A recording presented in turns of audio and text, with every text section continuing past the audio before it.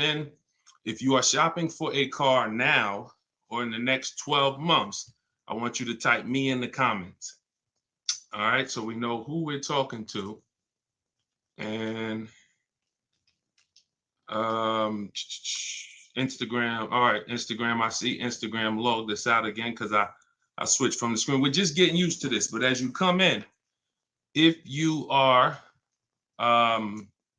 shopping for a car now or in the next 12 months, just type me. And I want to know, because I want to talk specifically to y'all. If you're shopping for a car, after that, that's fine. But I want to talk specifically to the people who are shopping now. Now, after you let us know if you're shopping, I want you to check in. Where we at? Where are we at today? Let me know where you are in the country. I like to do a roll call, check in. Where are we at in the country? Good to see you, Calvin. Good to see you, Catrella. Good to see you, Charlicia. Steeler Nation, St. Louis in the building. I see you. Okay. Hold on. Let me go here. TikTok. All right. Where y'all at? Let's. Okay. I see Dallas, Texas. I see Tampa. Hold on. I'm trying to see Chicago, Illinois, VA Beach, Utica. I see you. Check in. Where we at today? Where we at this afternoon, evening, morning? Come on in. All right. We got the whole country on here. And we got the whole country on here. All right. I want to welcome y'all to Car Q&A with me, Deshone the Auto Advisor. As you come in, if you could spend a minute or two with us, 5-10 minutes, an hour, you're going to get a lot of value out of it. We're getting ready to do some rapid fire Q&A. And we're going to be answering all types of questions about car shopping and what you need to know to make sure you're saving thousands on your next car and every car you get after that. So as you come in, if you're not subscribed, if you're not following, you will benefit from hitting that follow button. You will benefit from hitting the subscribe button, because we're going to be doing this live show pretty regularly to make sure that you guys have access to all the information. So before we get into Q&A, I want to give people time to come in. I also want to finish up the housekeeping. My new digital book, Car Shopping for People That Hate Car Shopping, is now officially released. We are doing a 75% off sale. It's normally $97. It's a digital book.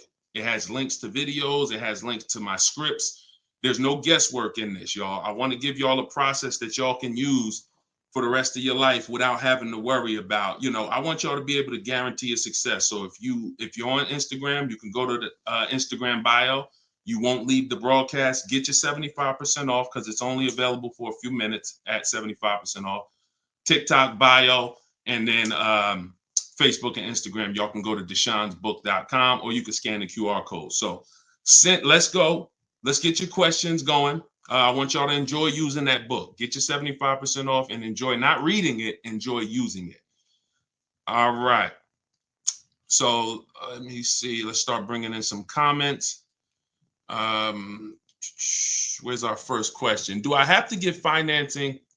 Oh, by the way, in a few minutes, y'all, I'm going to be giving y'all a very, very deep look into a game that's going to help you understand leasing versus buying. So in about 5-10 minutes, we'll start that game, and you're going to love it. You'll never be confused on whether leasing or purchasing is going to save you more money after we play this.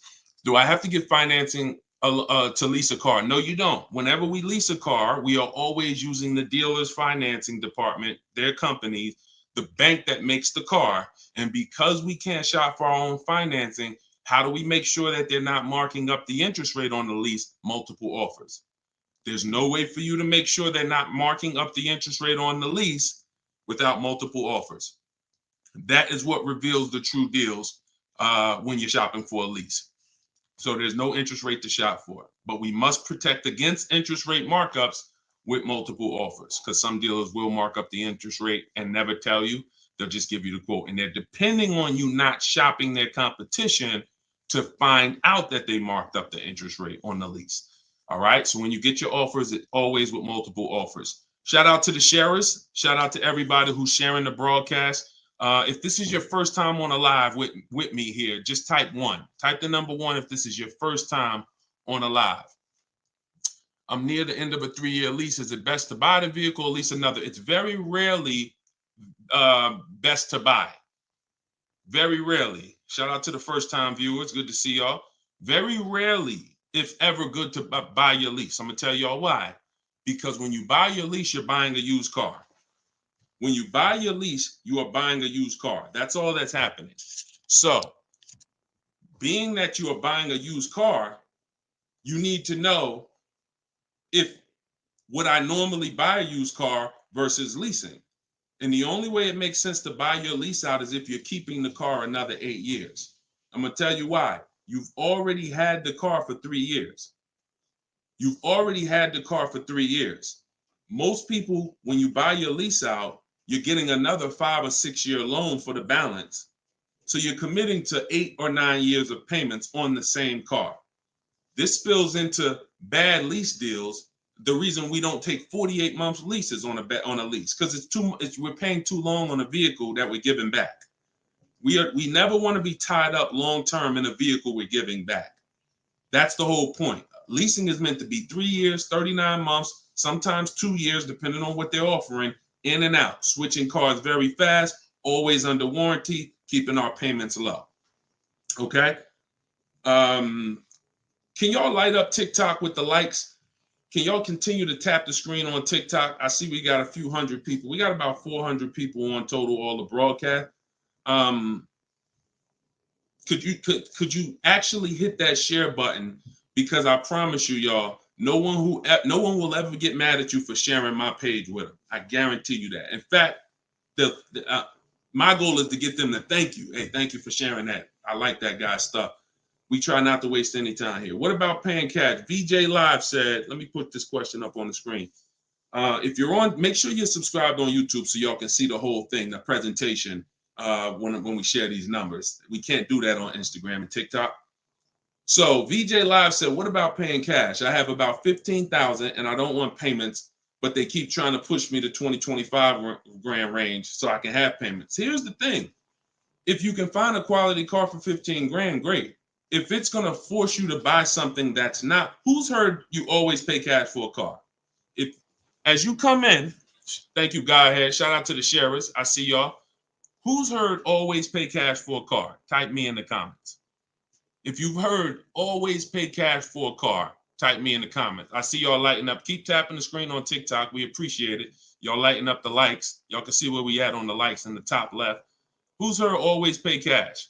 Right? 5150 times heard it. VJ Live said, heard it all my life. Now listen, bunch of Dave Ramsey advice. Now here's the real. Here's what I'm just telling y'all. We got a bunch of people on here, hundreds of you all say, yes, I've heard you pay cash for cars. Now there's two schools of thought here. One is no debt. Now if your philosophy is no debt, I'm not here to convince you to change your philosophy. Here's what I'm here to talk to you about.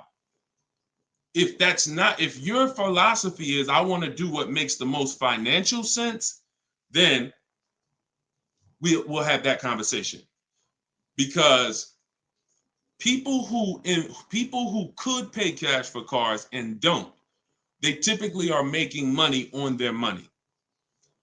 When I was in the dealership, people would come in, they would ask, what are the interest rates this month? If the interest rates were 0%, something special like 0%, 1%, 2%, 3%, if they knew that they were getting 10, 15, 20% returns on their money, they're not going to put it in a car. They're going to use the bank's money at 1, 2, 3%, and they're going to use their money to keep making 10, 12, 15, 20%. That's the philosophy. So they view that as, I'll pay 3%. They view it more as a business transaction than as a leveraging money to make more money. See, some people will tell y'all people who don't pay cash for cars, they're into debt. But I'm here to tell you that when I sat with very, very savvy people in my career with Mercedes and General Motors, I had tons of people who could easily have wrote a check for the car.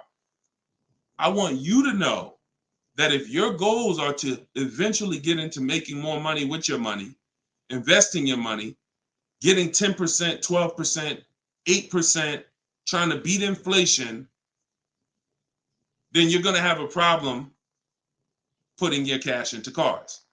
Because not only, if let's say we park right now, this is just as answering VJ Live's question, because I got it up on the screen here on YouTube and Facebook. He's asking about paying cars. And many of you, as you sit on the show, you'll see, Dad, that's a similar question. Many of you will see someone's going to ask the same question you have. When we start seeing that we can actually use the bank's money for less, we're gonna realize that when you put $20,000 of your hard-earned cash into a car, that money cannot make you more money. That $20,000 that you just put in the car cannot make you more money. You have maxed out the value of that $20,000. It's in a car, you can't pull it out. You could refinance, but that's not happening. You're going to refinance and just get another loan. The point is, your money's in that car now. So had you had an opportunity to invest that 20 and make 8%, 10%, 6%, 12%, that's what the people who don't pay cash for cars, who are wise, are doing. I'm not telling you there's a difference. Look, I talk a lot about budgeting. I talk a lot about affordability. All through my book, I have systems and boundaries. The rule of 72 and the 10th birthday, how long of a loan you take, how much, when should the car be paid off? That's all in my book. You can get it 75% off, or you can watch my videos. I'm going to always teach it. But if you want it all in one place right here, get the book, 75% off. It's in my TikTok or Instagram bio. But that's what we got to know. We got to know if we're going to use leverage and use the bank's money, there are extremes of leverage. There is over leverage. And we cannot be over leveraged. That means we're taking a loan that's too much, too long, we just want to borrow to try to afford a car. And you see this a lot with older cars, people buying luxury cars that they really can't afford because, brand new, the car is 80 grand. But if they get a 10-year-old one and they get a 5-year loan, now they're in a 2013 AMG Mercedes with 90,000 miles on it. So that's the opposite extreme. Using leverage and loans to buy things we can't afford. But then the other opposite extreme is paying cash when we don't have to. Finding that balance between getting the car we want, getting the best car we can afford. Because you said, hey, I'm trying to find a car for 15 grand. I can't find it. They want me to spend 20, 25. Well, the name of the game is you better learn how to find if there's any cars out there for 15, you better learn how to find them. And you look everywhere, you look over all the marketplaces, and before you raise your budget up to 2025, we have something we do called the perfect budget. You got to go to 17 first. You don't go from 15 to 2025. You go from 15 to 17. See if I can find anything good for 17. Oh, I can't. All right, now I go to 19. And I have this calculator that's going to help you guys inside the book. It's called the Perfect Budget Calculator. You put in the money you have, you put in what you want your payment to be. It's going to tell you how much car you can buy. You put in your state, so we could have. How many times y'all walk in, right? And you're like, man, I want to spend 25 grand on a car, but you forgot to factor in taxes and the fees. How many times does that happen? Type ouch if you've ever dealt with that. Let's be willing to be honest. You had a budget in your mind. This is what I want my monthly payment to be. This is what I want to spend on the car. Next thing you know, you're a little over that budget, or sometimes a lot over that budget, and you're leaving like, all right, I see you, 919 Mike. Thank you. I see you, Mika Larkin. Shout out to everybody willing to be honest. See, in order for us to really make sure we don't make these mistakes, we got to be honest of the fact we've made them. So that's what we want to do. We want a budgeting system that tells us when we can. You spend any more than this, and you're going to be over your budget. You said you want a payment of $400 a month. That means you said you only got $1,000 to put down, or nothing to put down. Here's what you can spend on a car. And when you use this perfect budget calculator, you're going to never go over budget. Because honestly, y'all, we don't want to be anywhere near our top of our budget. We want to be shopping under our budget. That's where I want y'all. Under your budget. That's why I said if your budget was 15 and then your max might be 20, 25 with a loan, all right, we got to go from 15 to 17, to 17.5 to 18. We don't just jump to 20, 25. But we need a methodical system to do that, to help us do that. How do I get out of an upside down lease? Jose, you can only sell out of it. That's all you could do. You could sell out of it. If you, no matter what, y'all, who's in a car that they want to replace and they think they're upside down? They may have some negative equity. This is all in the book. I would really like y'all, the reason why I'm doing the 75% off, couple reasons. The book just officially came out, but I really want y'all not having to remember this. Yes, this live rebroadcast is going to be syndicated. So no matter when you're watching it, the information is going to be valuable and applicable. But I really want y'all to have the book so that you can actually reference the information over and over again. Thank you, B-Bad. Thank you for this info. Thank you, SJF Racing. So, all right. Yes, 25 goes to 30 real fast. Let me show y'all something, and then we'll continue. This is where we are right now on Goodreads.com. We're rated 4.94. We've already received 27 reviews, 31 ratings, and the book hasn't been out yet. So if you go to Goodreads.com, if you're on YouTube, if you're on Facebook, you can see what I'm posting. But I'm sharing the fact we're already rated 4.94, 31 ratings, and the book hasn't come out yet. So now that it's officially out, I really want y'all to have it. And so make sure you take advantage. Get your 75% off. It's normally $97, but while you're watching here, it's 75% off. Everything I teach is in there in one place, so you don't have to remember it. All right. If you have let's talk to the people who are in an upside down lease or upside down loan. First of all, we don't want to be there. I'm gonna tell y'all why. If you're in an upside down lease, that means you didn't pick your mileage correctly. That means something happened, because with a lease, you have to have predictable miles. You have to know how much you're going to drive roundabout. You got to be able to guesstimate. That's why if you're running a Turo business, when you're trying to rent the car out for, 40,000 miles a year, or you don't know how much it's going to be on that car. Could be 20, could be 40. A lease is not good because you can't predict the mileage. But in normal life, we can predict our mileage very closely. Now, when things happen, let's say you were working at home, and now all of a sudden you are, you're not working from home anymore. Now you got to drive into the office to 20 miles away. Well, that's a lifestyle change. That can lead to you racking up mileage penalties. But here's what we don't want to do. You don't want to buy that car, y'all. I'm going to tell you why. Every time you lease, you have a price that you can buy the car for. Most times it ain't worth that.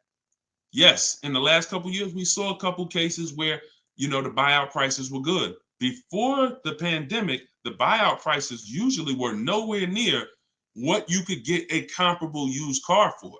So if your car was 3 years old with 36,000 miles on it, the prices they were putting was to make you not buy the car, was to make you send it back to them so that they can handle it and resell it.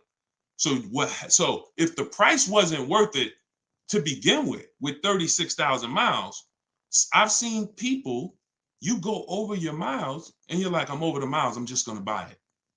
The price wasn't worth it with good mileage. The price wasn't worth, if you had 36,000 miles, that car wasn't worth you buying for the buyout price. You actually have 48,000 miles and they want you to pay the same price for it. So it's important that if we have to deal with penalties because we didn't structure the lease correctly, or because we didn't quite know what we were going to be driving, or we had a lifestyle change, taking the penalty and applying it over to our next deal is always, not always, but in most cases, going to be less money than us buying an overpriced car with high mileage now. We cannot just keep buying our leases without doing a market check. So when you asked about how do I get out of a lease with negative equity, all you can do is find out what the penalty is. There's 3 ways that you could get out of this thing. You could either pay the difference. So if you got, you could wait until your mileage, and this is, all right. If you have negative equity on a lease, I don't even like to call it negative equity because there's no such thing as negative equity on a lease. There's penalties. That's different.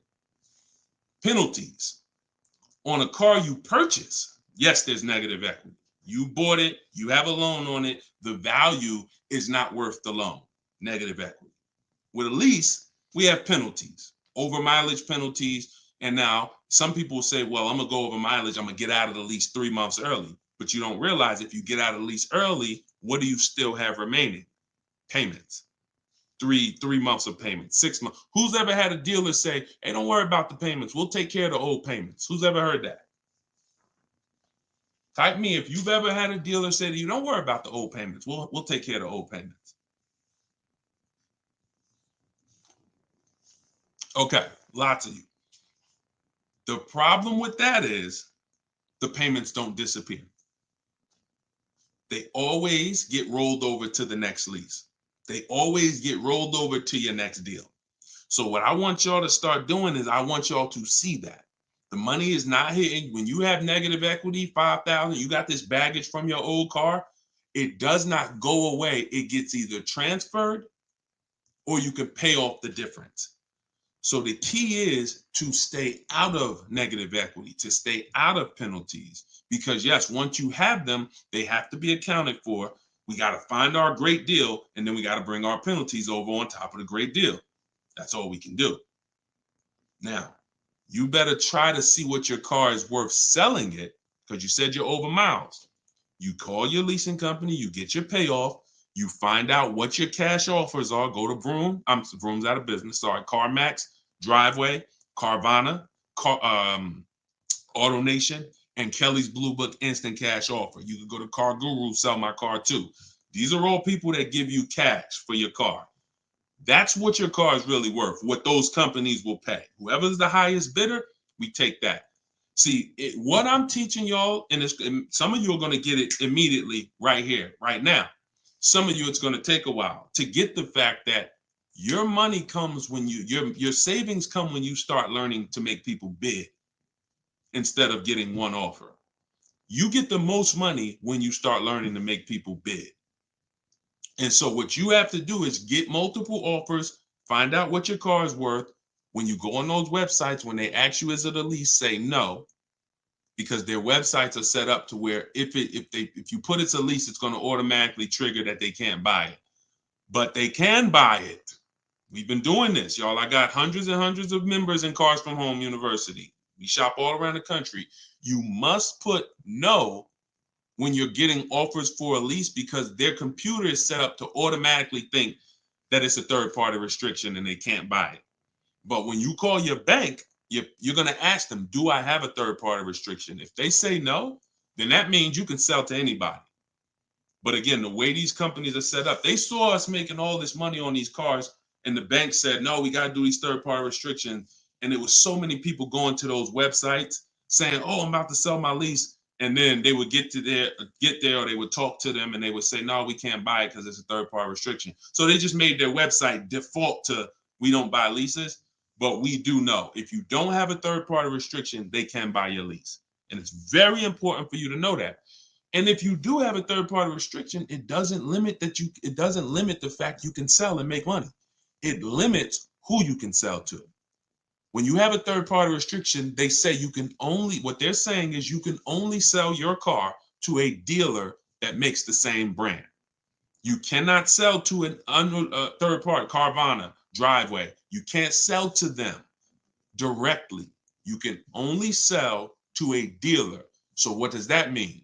I see y'all lighting up the likes on TikTok. Can y'all keep tapping the screen? Let's keep those likes going up. I see it. I appreciate it. And thank you to everybody sharing. So when you are, I just got off my point, but I know it was about selling. So multiple offers, y'all. This is all in the book, Car Shopping for People That Hate Car Shopping. Who has their copy? Who got their copy? We'll continue. We got some more time. We're gonna keep doing Q&A, but who got their copy of the book already? Who got their 75% off? I really want y'all using this. The book is affordable for everybody. Everybody. All right, especially at 75. Now it should show, make sure it's not showing the 97%, $97 price. That's the normal price. I see you, 5150. Okay. All right, I see you, Jimbo. Okay. Okay, I see you, Diane. I appreciate you. Okay, and I want y'all to use it. Don't read it, use it. That is like literally it's an action guide. That ain't a book you read and then you have a bunch of things you got to remember. I'm walking you through the process step by step. And again, everything I teach is in my videos. So I don't hold back in my videos, but I do want y'all to have access to all the information in one place. If if you don't want to cycle through all my videos to try to find it. All right, is it worth buying a car from Carvana? That's a great question, Danny. It depends on if it's the best deal in the market. Danny said, is it worth it to buy a car from Carvana? Now, you can put anything in there. You can put Driveway, any of these online sites, online car buyers, online used car sellers. But here's the game that we avoid. We cannot shop from them exclusively because here's what they try to do. They'll try to sell you a car based on variety. Hold on. My do not disturb should be on. My do not disturb should be on. So anytime you see,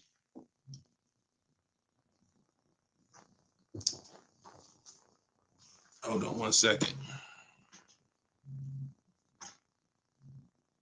I keep getting a call and I don't know why it always does this.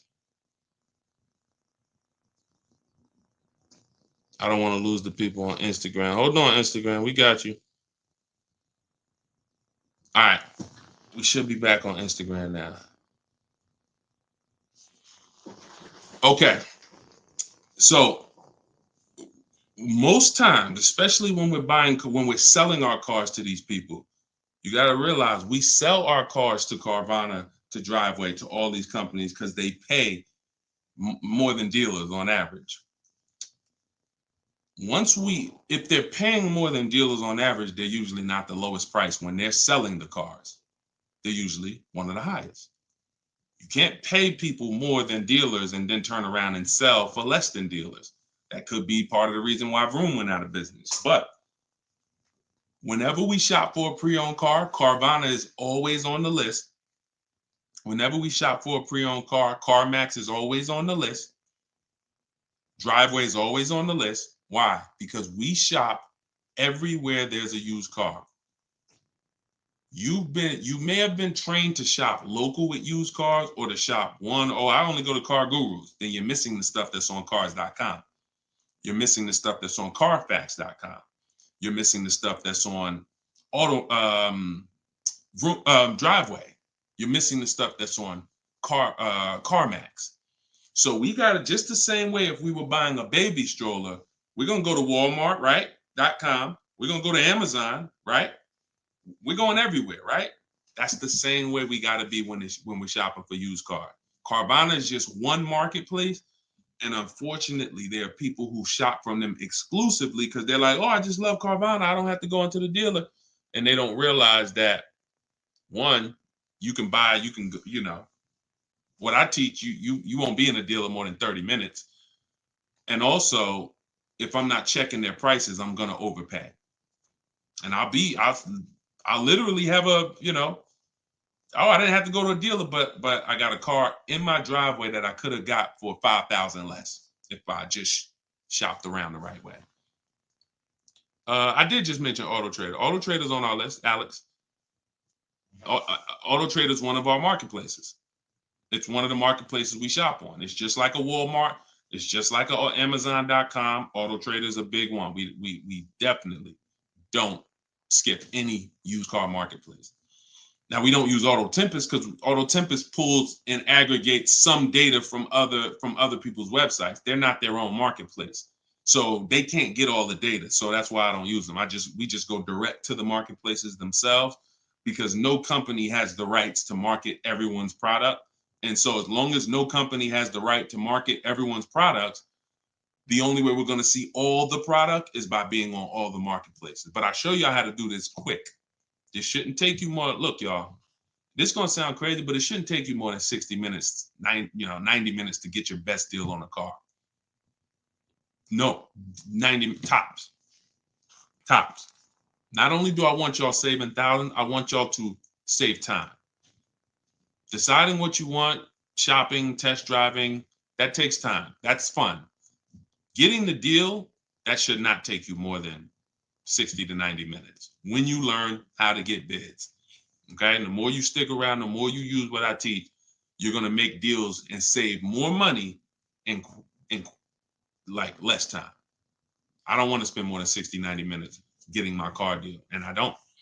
All right. Ivan said, planning to get a new car ASAP. What are the steps to prepare that you would suggest? Well, first thing is to know whether you're buying or leasing. Let's go into this game. All right, let's go into this game. Thanks for reminding me. Now let's this is a game that I've done this on in some master classes. This is also in Cars from Home University, my video library. So what I want to show y'all is I want to show y'all this game I like to call Who's Winning. Okay? This is why. Now listen, we get ready to make some people mad at some people. I don't want y'all to get mad, but once y'all see this, y'all are gonna be mad at some people who taught y'all bad information about leasing, and it's cost y'all money. This is always step one. Now I'm getting calls from Facebook. How could this is so weird. I don't get how the heck I have my phone on do not disturb and I'm still getting calls. That is so weird to me. Got to figure that out. So bear with us, Instagram. Instagram is always the one that has to bear with us, you know. But all right, so this is what we're doing here. And look, go to YouTube or go to Facebook and watch the rebroadcast. Rob Rue said, "Where do I purchase the book?"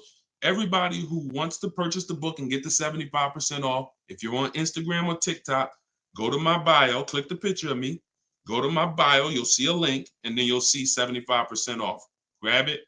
You won't even leave the broadcast, so you don't have to worry. You'll be right here. You'll still be able to hear me. And then if you're on YouTube, or you can go to deshonsbook.com. If you're on Facebook, go to Deshon's Book, or you can scan the QR code. So what we're about to do, I'm going to ask y'all a question. We're going to go down the road and we're going to compare two different people here. People who buy a car and people who lease. This is step one. Before you think about how much you're getting how much you're going to pay, your budget, any of the things, do I have down payment? Before we think about any of that, I want y'all to know what the most important question is. That's leasing versus buying. So on this screen, I'm comparing a person who leases and got a brand new $40,000 Jeep Grand Cherokee 2024.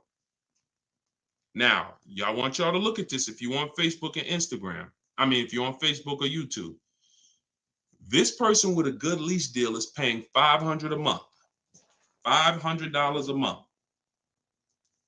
for a brand new $40,000 car. Now, the person who purchases, some of y'all know every $5,000 on a loan is about $100 per month. So if you're looking at a $40,000 car, you're looking at about $800 per month on a 5-year loan. Now, I got this person in here on a 6-year loan at $675 a month. That's how much this car costs. 6-year loan, 3.99%. $675 per month. Let me ask y'all a question. Looking at this screen, who's winning so far? Two people drive off the lot in a brand new Jeep Grand Cherokee. They have the exact same vehicle. One is white, one is gray. One person's paying $500 a month. They're leasing it. One person's paying $675 to buy it. $675 for 6 years. Who's winning, the lease or the purchase? Put L or P. We're just talking about, literally, we just drove off the dealership. You sitting in this car next to me. We got the same truck. I'm paying $500 a month. You purchased it. You're paying $675. Who's winning? The lease. Exactly. If you're saying purchase,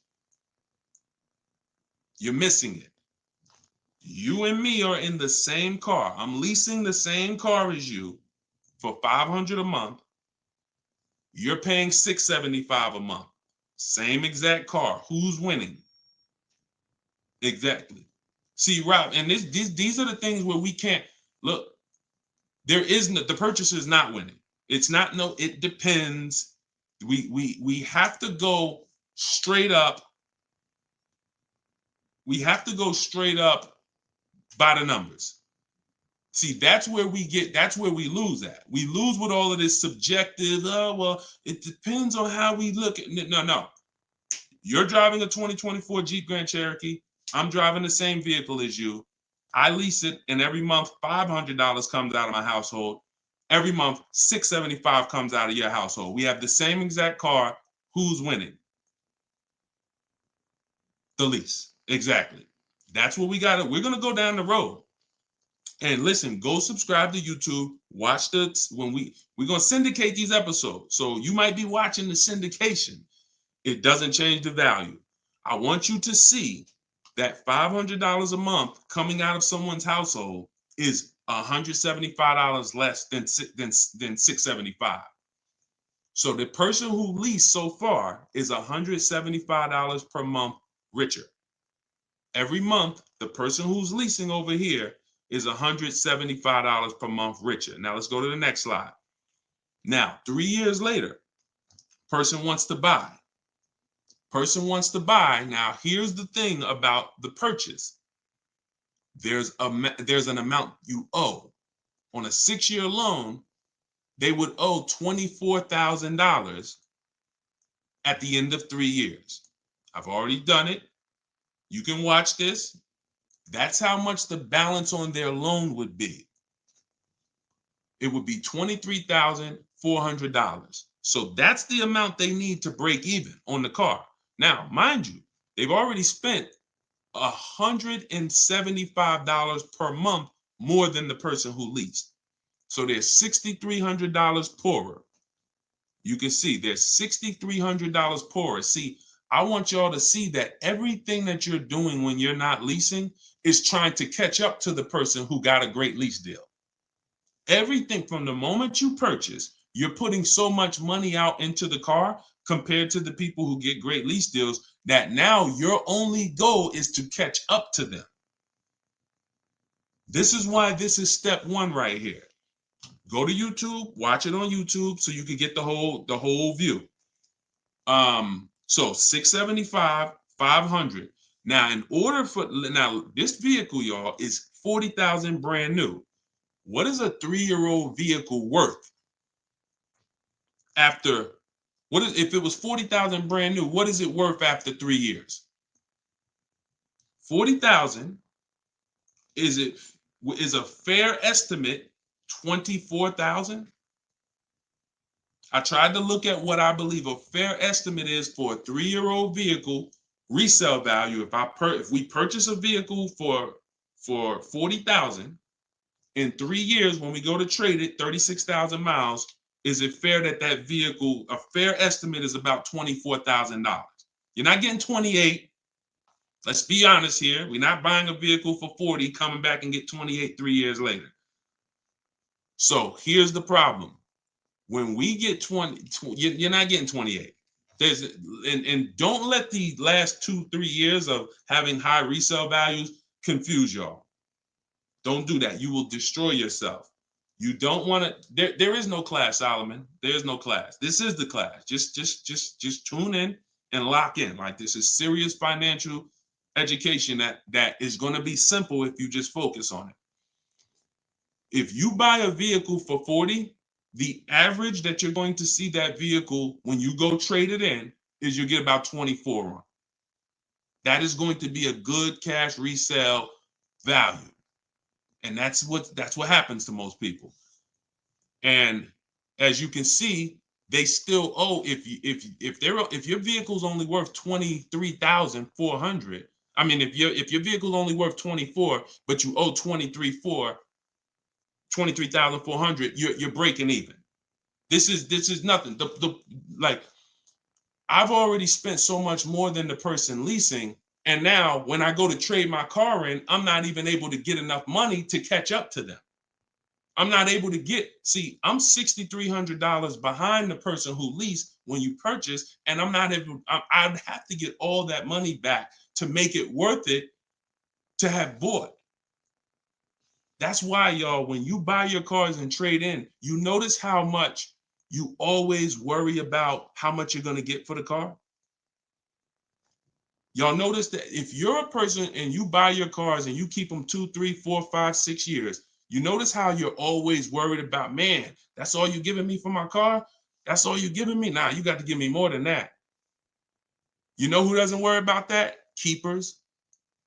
Anybody in here who buys a car, keeps it till the wheels fall off, you never worry about what the car is worth, right? Because you're using all that value. That's what we do when we purchase. But here with a lease, you're always behind. If you purchase a brand new car compared to a person who leases, you're always behind. You can't catch up with them. You're paying too much money. So this is an intro. We didn't even talk about the fact, what if the person has an accident? And I really like wish that y'all could see this on YouTube. And can y'all see the screen on Instagram? I don't know. Are y'all able to see the slides on Instagram? I don't know what view y'all have on Instagram, but we're not talking about if the person has an accident. If the person has an accident in the car that they own, you lose two grand of your value. So the buyer is always behind. Now we can go down the road. When we go down the road, you'll see that eventually the person starts catching up, but it's only after 8 years. You can't catch up to somebody who's paying $175 a month less than you to drive the same car as you. That money just keeps adding up. And we were taught that we're supposed to purchase, but only if you're long term. That is when you purchase. 8 years, nothing more. All right, so I got to see how I'll probably try to do this and go deeper when I can get some. It's hard to do it because they can't, everybody can't see it. So just watch the replay of it, and you'll be able to see it.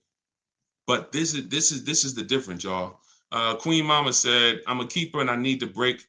I need a break from car payment." See, but let me ask you. Can I ask y'all a real question? Why are car payments the only payments we need a break from? Let me ask y'all a very real question, because car payments we need a break from, but we're okay with cell phone payments. We're okay with insurance payments. We're okay with car insurance payments. We're okay with, this is like a cost of living. And I don't have a problem when it comes to financially, I want to pay cash for a car, and I'm just going to keep my debt down, and I'm going to make sure that, the interest rates are high right now, so I'm not going to look to borrow. I'm just going to pay cash. That's fine.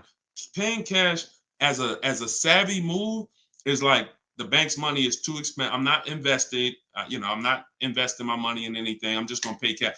But why are car payments the only ones it's the only payment we look and say, well, I want to avoid that. We don't do it with houses. We don't do it with anything else in life. And sometimes it makes us get a bad car because we like, oh, I'm just going to save up $8,000. I'm just going to say. Meanwhile, if we knew how to properly structure our deals, we can get the best car for our budget, under our budget. Because y'all know all cash is saved up payments, right? All people be like, oh, I'm going to pay cash. If you save up $20,000, that's just a bunch of saved up payments. Yeah, she said, I'm tired of house payments too. I understand. And again, if we have the cash and we can go and we can look, I'm going to teach you how to pay cash for cars if it makes sense. And if you have cash, that's great. We got to make sure we get the best price on the car. But at the same time, you need to know when it doesn't make sense to pay cash. If they're doing 0% financing on the car you want, why wouldn't we use the bank's money at 0% and let our money continue to make money, or continue to keep our cash free? So again, because there's nothing to justify it. There's nothing to make it make sense. Oh, I don't want car payments. I don't want any of the payments that I have in my life. But my goal is to get the best the best out of what I'm paying for. But yeah, it's a lot that goes into it. You got to make sure that those that's why, y'all, we got to shop below our budget. I need a break from rent. Yeah, we got to shop below our budget. Look, when we let people talk us into cars that are above our payments goals, that are above our monthly expense goals, oh, now we get tired of them. But if your monthly budget was 500 and you went in and you left with a great car at 450, 425, you ain't really tired of that payment. You're tired of the payment, right? Like, you're tired of the payment that's 700 when you really didn't want to go above 650. Now you're like, dang, I'm paying 700 for this car. Dang, I'm getting tired of this. When you're under, you don't get tired when you're under your budget. You get what I'm saying? Does that make sense? Type I don't know, $, if that makes sense. We only get tired of payments when they're over our budget. When they're comfortably within our budget, we're never tired of them. That's why we're fine. So, but we got to learn how to get the best cars for our budget, and that comes through multiple bids. You have no idea. And then it comes through leasing versus buying, which is what we've been talking about in this initial thing. In this initial thing. I'll try to get everybody on one stream, where y'all could all see, because I really want to focus on the people who can see the slides. And because I know I could engage with them because they can see the slides, and then but it's people who can't. So that's all right. We'll continue to adjust. But you got to know, believe me when I tell you, thousands of people have learned that the biggest issue of affordability for the cars that they're driving was the fact that they didn't understand leasing. Leasing is going to get you 30, 40% more car for the same money when you learn how to get great lease deals. All day long.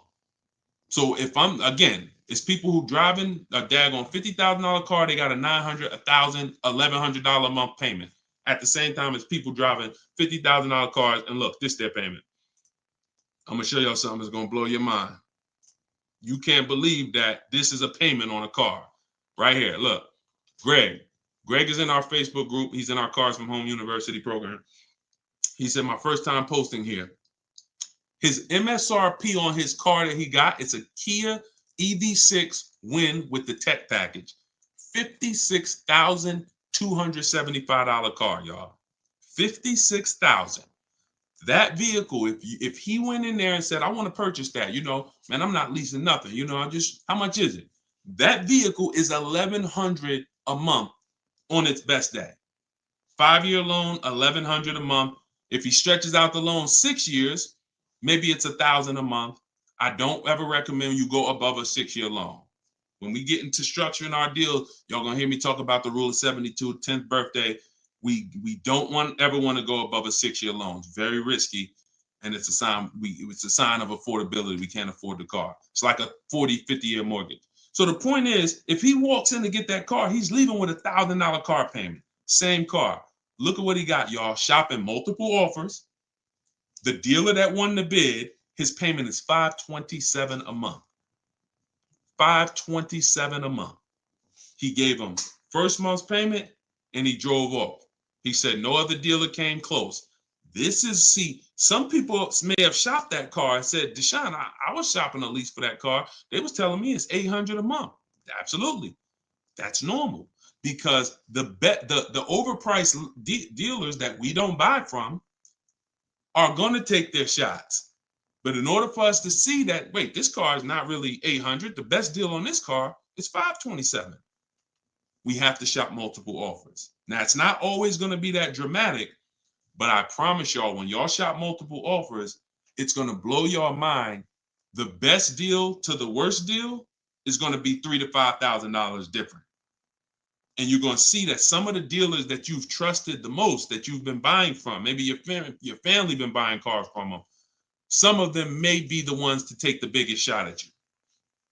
So you have to shop multiple offers. But y'all see how there's no comparison to that deal Greg just got? $527 a month. Another person's driving the exact same vehicle paying $900. This is how, when y'all see these videos of that, people average car payment is $1,000. How? Because they don't understand leasing. They don't understand leasing. Once you understand leasing, you'll understand how these people are getting jammed up and how you may have gotten jammed up in a high car payment for a car that you might feel like, oh, I'm paying way too much money for this car. And then the opposite side is, if we are purchasing, we have to make sure we are getting the best price for the car and we are getting the best interest rate we can get. Does he lease to buy? No, we don't do lease to buys. We don't mix the two. Leasing is its own benefit. That's a great question. Great question. Let me put the banner back up for those of you who want to get the book. See, if you don't want to have to remember all of this, grab your book. My new book is called Car Shopping for People That Hate Car Shopping. It's digital, so you could download it, be literally using it in 2 minutes, and just go to deshonsbook.com. It's 75% off for our launch, and you can get your copy. If you're on Facebook or if you're on Instagram or TikTok, you could go right to my bio. Click the link in my bio, get your copy while it's 75% off. Price goes back up to $97, I think, after 30 minutes. All right, so your payment is over $1,100 now, and look, that means your loan is probably somewhere around 60 grand or more. Depends on how much it depends on what your term was. So if your payment was $1,100 a month, on a 5-year term, that's a $60,000 loan. That's about a $5,500 loan on a 5-year term. So you want to look at other ways to acquire that car. Is there a way that I could have been in this car for less money? Now, watch this, Gigaware, because he's being honest. My payment's is $1,100. If you are buying that car and your intention is to keep it, and that means your intention is to keep it for 8+ years, you're going to pay off that car, and then you're going to just, start to catch once you don't have a car payment, you can start to catch up to the person who leased, because the person who leases is always going to have a payment. That's the downside about leasing. There is no opportunity for you to pay off the car, and you don't want to. Again, it's not like when you're not keeping cars long enough, you're getting great lease deals. The goal is not to pay off the car. The goal is to drive the most car I can for the least amount of money. That's the goal with a lease. The goal with a purchase is to now pay off the car and start to now keep the car long enough for the depreciation to cool off. Depreciation is the value that it loses every year. Thank you, Becky. Good to see you as well. Long time. Great to see you. So depreciation is the value the car loses every year. When you buy a brand new car, you lose 20% the first year. Then you lose 15%. Then you lose 15%. Then you lose 12%. Then you lose 10%. And as you keep the car longer, it gets to a point where you're only losing 5% or so a year. But you must keep that car long enough to get to that point. And what many of you have been taught to do, you may have been taught to, man, I buy my cars and then I'm replacing them in 3 years. I'm replacing them in 5 years. Now I'm replacing my cars when they're losing the most value. That's not when you want to replace a car. You now bought the car, it's losing value like crazy for the first 6-7 years. Now, perfect. It's going to cool off now. It's paid off now. Now I can start to recoup some of all that money that I put into that car. But most people don't do that. You may have been taught, I just go and get another car and I start the process all over again. So not only are you never getting to benefit, not only are you always having a payment anyway, you're not getting the benefit from all the money that you're putting into these cars. You're never allowing the depreciation to cool off to where you got no car payment and you just got a car out there and you can stack some of this money up. It just happens all the time. It's an issue of not understanding leasing. Leasing is for short-term people less than 8 years. Purchasing is for long-term people more than 8 years. And don't worry, we'll continue to go deep on this. All in the book. So anyway, anybody who wants to really know this and have it all in one place so they can use it, if you're shopping for a car now or in the next 12 months, you need this stuff right now. You know, I got tons of videos all over all my Facebook pages.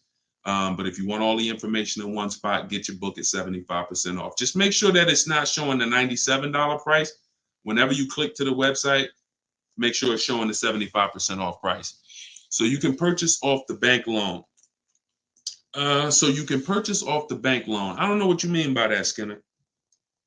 Is it smart to lease and then buy it out? No, see, and again, that's a very common question. Yo, what's the benefit of that? I mean, somewhere along the lines, we heard about leasing to buy. We don't want to, you're only leasing because you don't want to buy the car. You're buying the car because you want to keep it and take care of it for the long run. I see you, Dr. Coop. Congratulations. She said, I got the book. Enjoy it. Use it. Don't read it. Use it. And, I really can't wait to hear your success story. There's no reason. Look, when I'm going into a lease, and you got to have this in your tool belt. Some of you, your children are not going to keep a car 8 years. You're going to need to set them up to get a great lease. Yeah, you might be a person who like Deshone. I just buy my car, man, I keep it 10 years. If that's you, type K for keeper. Most times, if you buy your car, you keep them 10 years, type K in the comments for keeper. Thanks, Ambi. Said keep killing it. Appreciate you. If you are, the book is called Car Shopping for People That Hate Car Shopping. It's in my TikTok bio and it's in my Instagram bio. But I think you only got, it's 30 minutes. You could get it for 75% off. While everybody is on, you could get it 75% off. Okay, so keepers, you are not, you're not worried. That's when you buy. When I'm going into lease, I'm not thinking about keeping. We don't want to mix the two. Leasing is, I'm going to get a great lease deal where I drive a brand new car for pennies compared to purchasing. Or for a small percentage compared to purchasing. That is a lease. My goal is not to buy the car. It's not to buy the car. You see, when we keep, we win. When we lease, we win, as long as we're getting good deals. But it's people who are mixing the two, and that might be you, and that's where we lose. We buy, and then we trade. We buy, and then we sell it in 2 years, 3 years, 4 years. We tired of it. Oh, I'm gonna go switch out of this. That's mixing. The other one is you lease, and then you purchase the lease. So you lease your vehicle, and then you go buy it at the end. That is mixing. You don't want to mix because the benefits of leasing are laid out. The benefits of purchasing are laid out. Very clear, separate benefits. When you mix the two strategies, you lose the benefits. And again, most people who would tell you they bought their lease, they're buying it with a 5 or 6 year loan when they've already been paying 3 years to lease it. The lease is 3 years. The loan is 5 years. That's 8 years. And I'm going to tell y'all how this happened. How I figured out this was so bad, I'm going to be honest with y'all. I was in the dealership one day. Somebody comes in. They're like, hey, I want to replace my car. So I go out and I look at the car. I ask them what they owe. No, I don't think I asked them what they owe. They come to the dealership. They say, yeah, I got a car out there. I want to trade it in for a new car. And I'm like, okay, that's pretty normal. Let's take a look. Here's what happens. I say, what year is it? And they'll say, well, it's a 2018. I'm just using like a real example. Like they say, oh, it's a 2018. Now I'll ask them, how long have you had it? And they'll say, well, I bought it brand new. So I've had it 5 years, 6 years. Now, follow me, y'all. Everybody on here, I want your opinion on this. Person comes up and says they've had a car for 6 years. They bought it brand new. They've been paying on that car for 6 years. Don't you think that car should be paid off by now or almost paid off? Yes or yes. Type Y if you understand.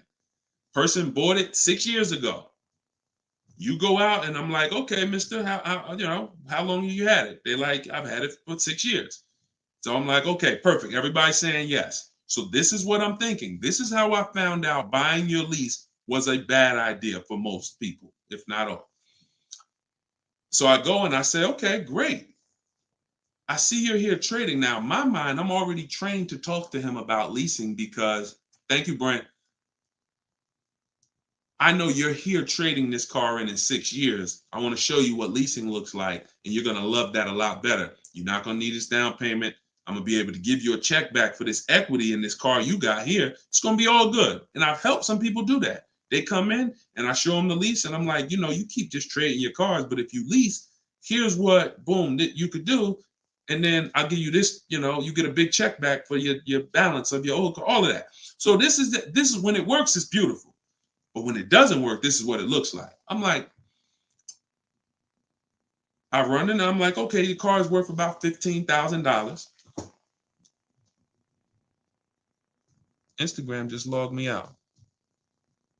Instagram just logged me out of nowhere. I don't know what happened.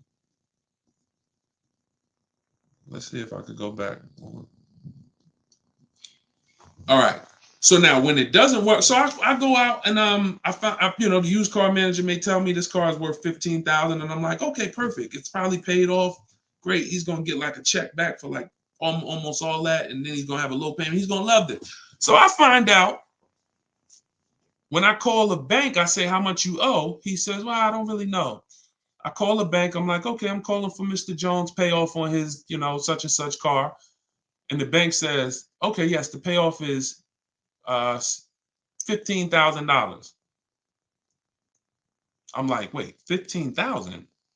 How could he still owe 15,000? This doesn't make sense. I look at him and I say, the bank is saying you still owe 15,000 on the car. And I'm like, he's like, yeah, okay, yeah, I didn't know how much I had owed. I said, wait a minute. Didn't you tell me that you had this car since it was new? Yeah, and you told me you had it for 6 years? Yeah. How do you still owe? And he said, oh, I leased it first, though. What I did was I leased it for 3 years, and then I had bought it at the end.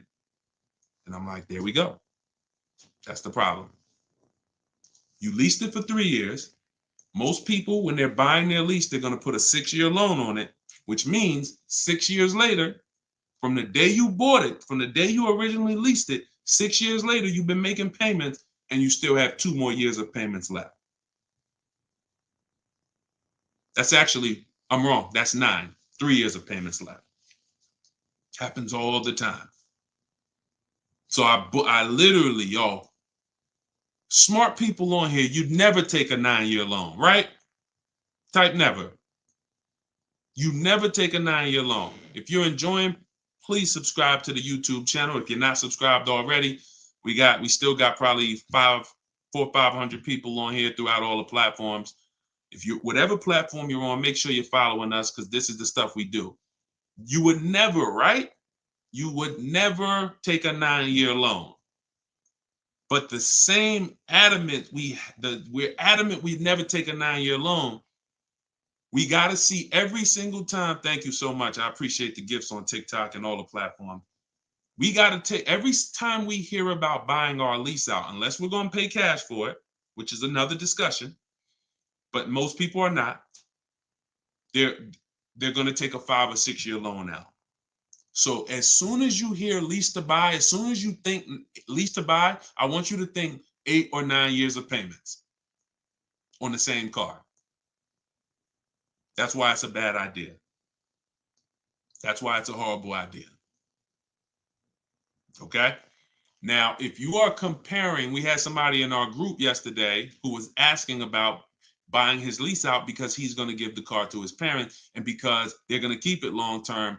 And the value of the car compared to the value of a similar used car is a great deal. That's different. Buy it. Because all you're doing when you're buying your lease is you're buying a used car. It's your car. I used to help people buy their lease. Hey, they come out of the office. We switch the plates because we got to re-register the car. And I'm like, okay, so how was it? Now, they just signed up for a 5-year loan, 6-year loan on a car that they've already been in for 3 years. They're not really excited about it. You know, I've had the car for 3 years. At least when you go buy a used car, you're excited about it. You're excited. Oh, nice. It's new to me. But when you buy your lease out, you're not really excited. Thank you, man. Y'all going crazy with these gifts and everything. I appreciate it.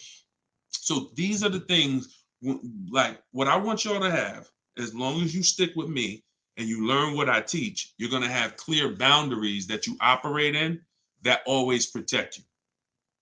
That's the name of the game. There's clear things I do. There's clear things I don't do. I know I have rules. I have boundaries. And what I want y'all to get familiar with is the 8-year rule. The 8-year rule is the first rule. It says if you're not keeping your car 8 years, you should not be buying it. You can't outlive the depreciation. You cannot outlive the depreciation compared to someone who purchases. Now, it's too much to go deep on right now. We'll go deep because I know some people thinking, oh, Deshone, but if I pay cash for a brand new car, I'll pay less overall. Yeah, but if you pay cash for a brand new car, you're still laying out all the money. You're still laying out all the money and you're still trying to get that back. You're still, oh, I paid 30 grand, 40 grand, 50 grand. Do you understand that a person who leases that same car, what would you rather be? Big dog who thinks you're big dog because you're going to write a $50,000 check, or a person who comes in and says, I'm going to get that car for $500 a month. Do I want 50 grand coming out of my bank account going into a car, or do I want $500 every month?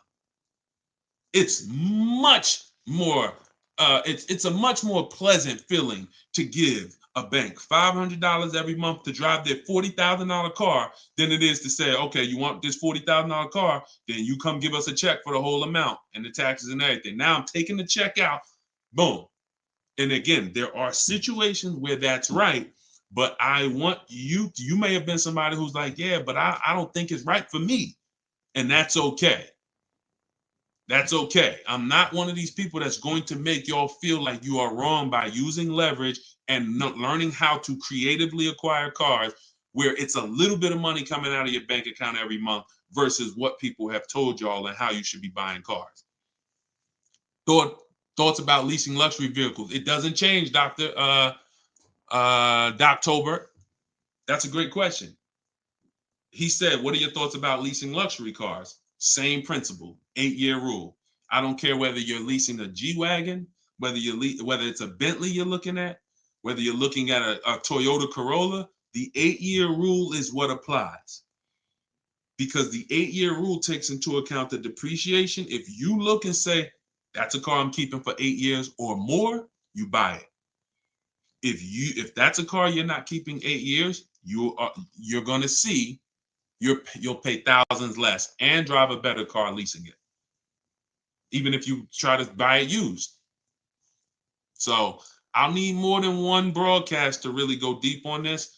I'm just getting familiar with how to use all of these tools where I can show you all stuff.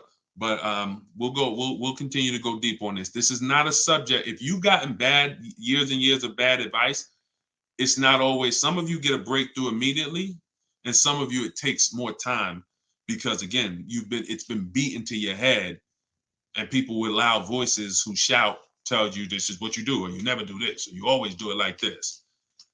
You know, like who's heard somebody say never buy a used car?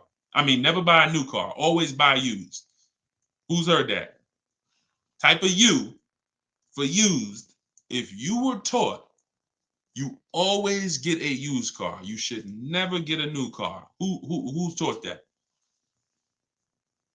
And we got a couple more minutes. We'll stay on. We'll do some more questions.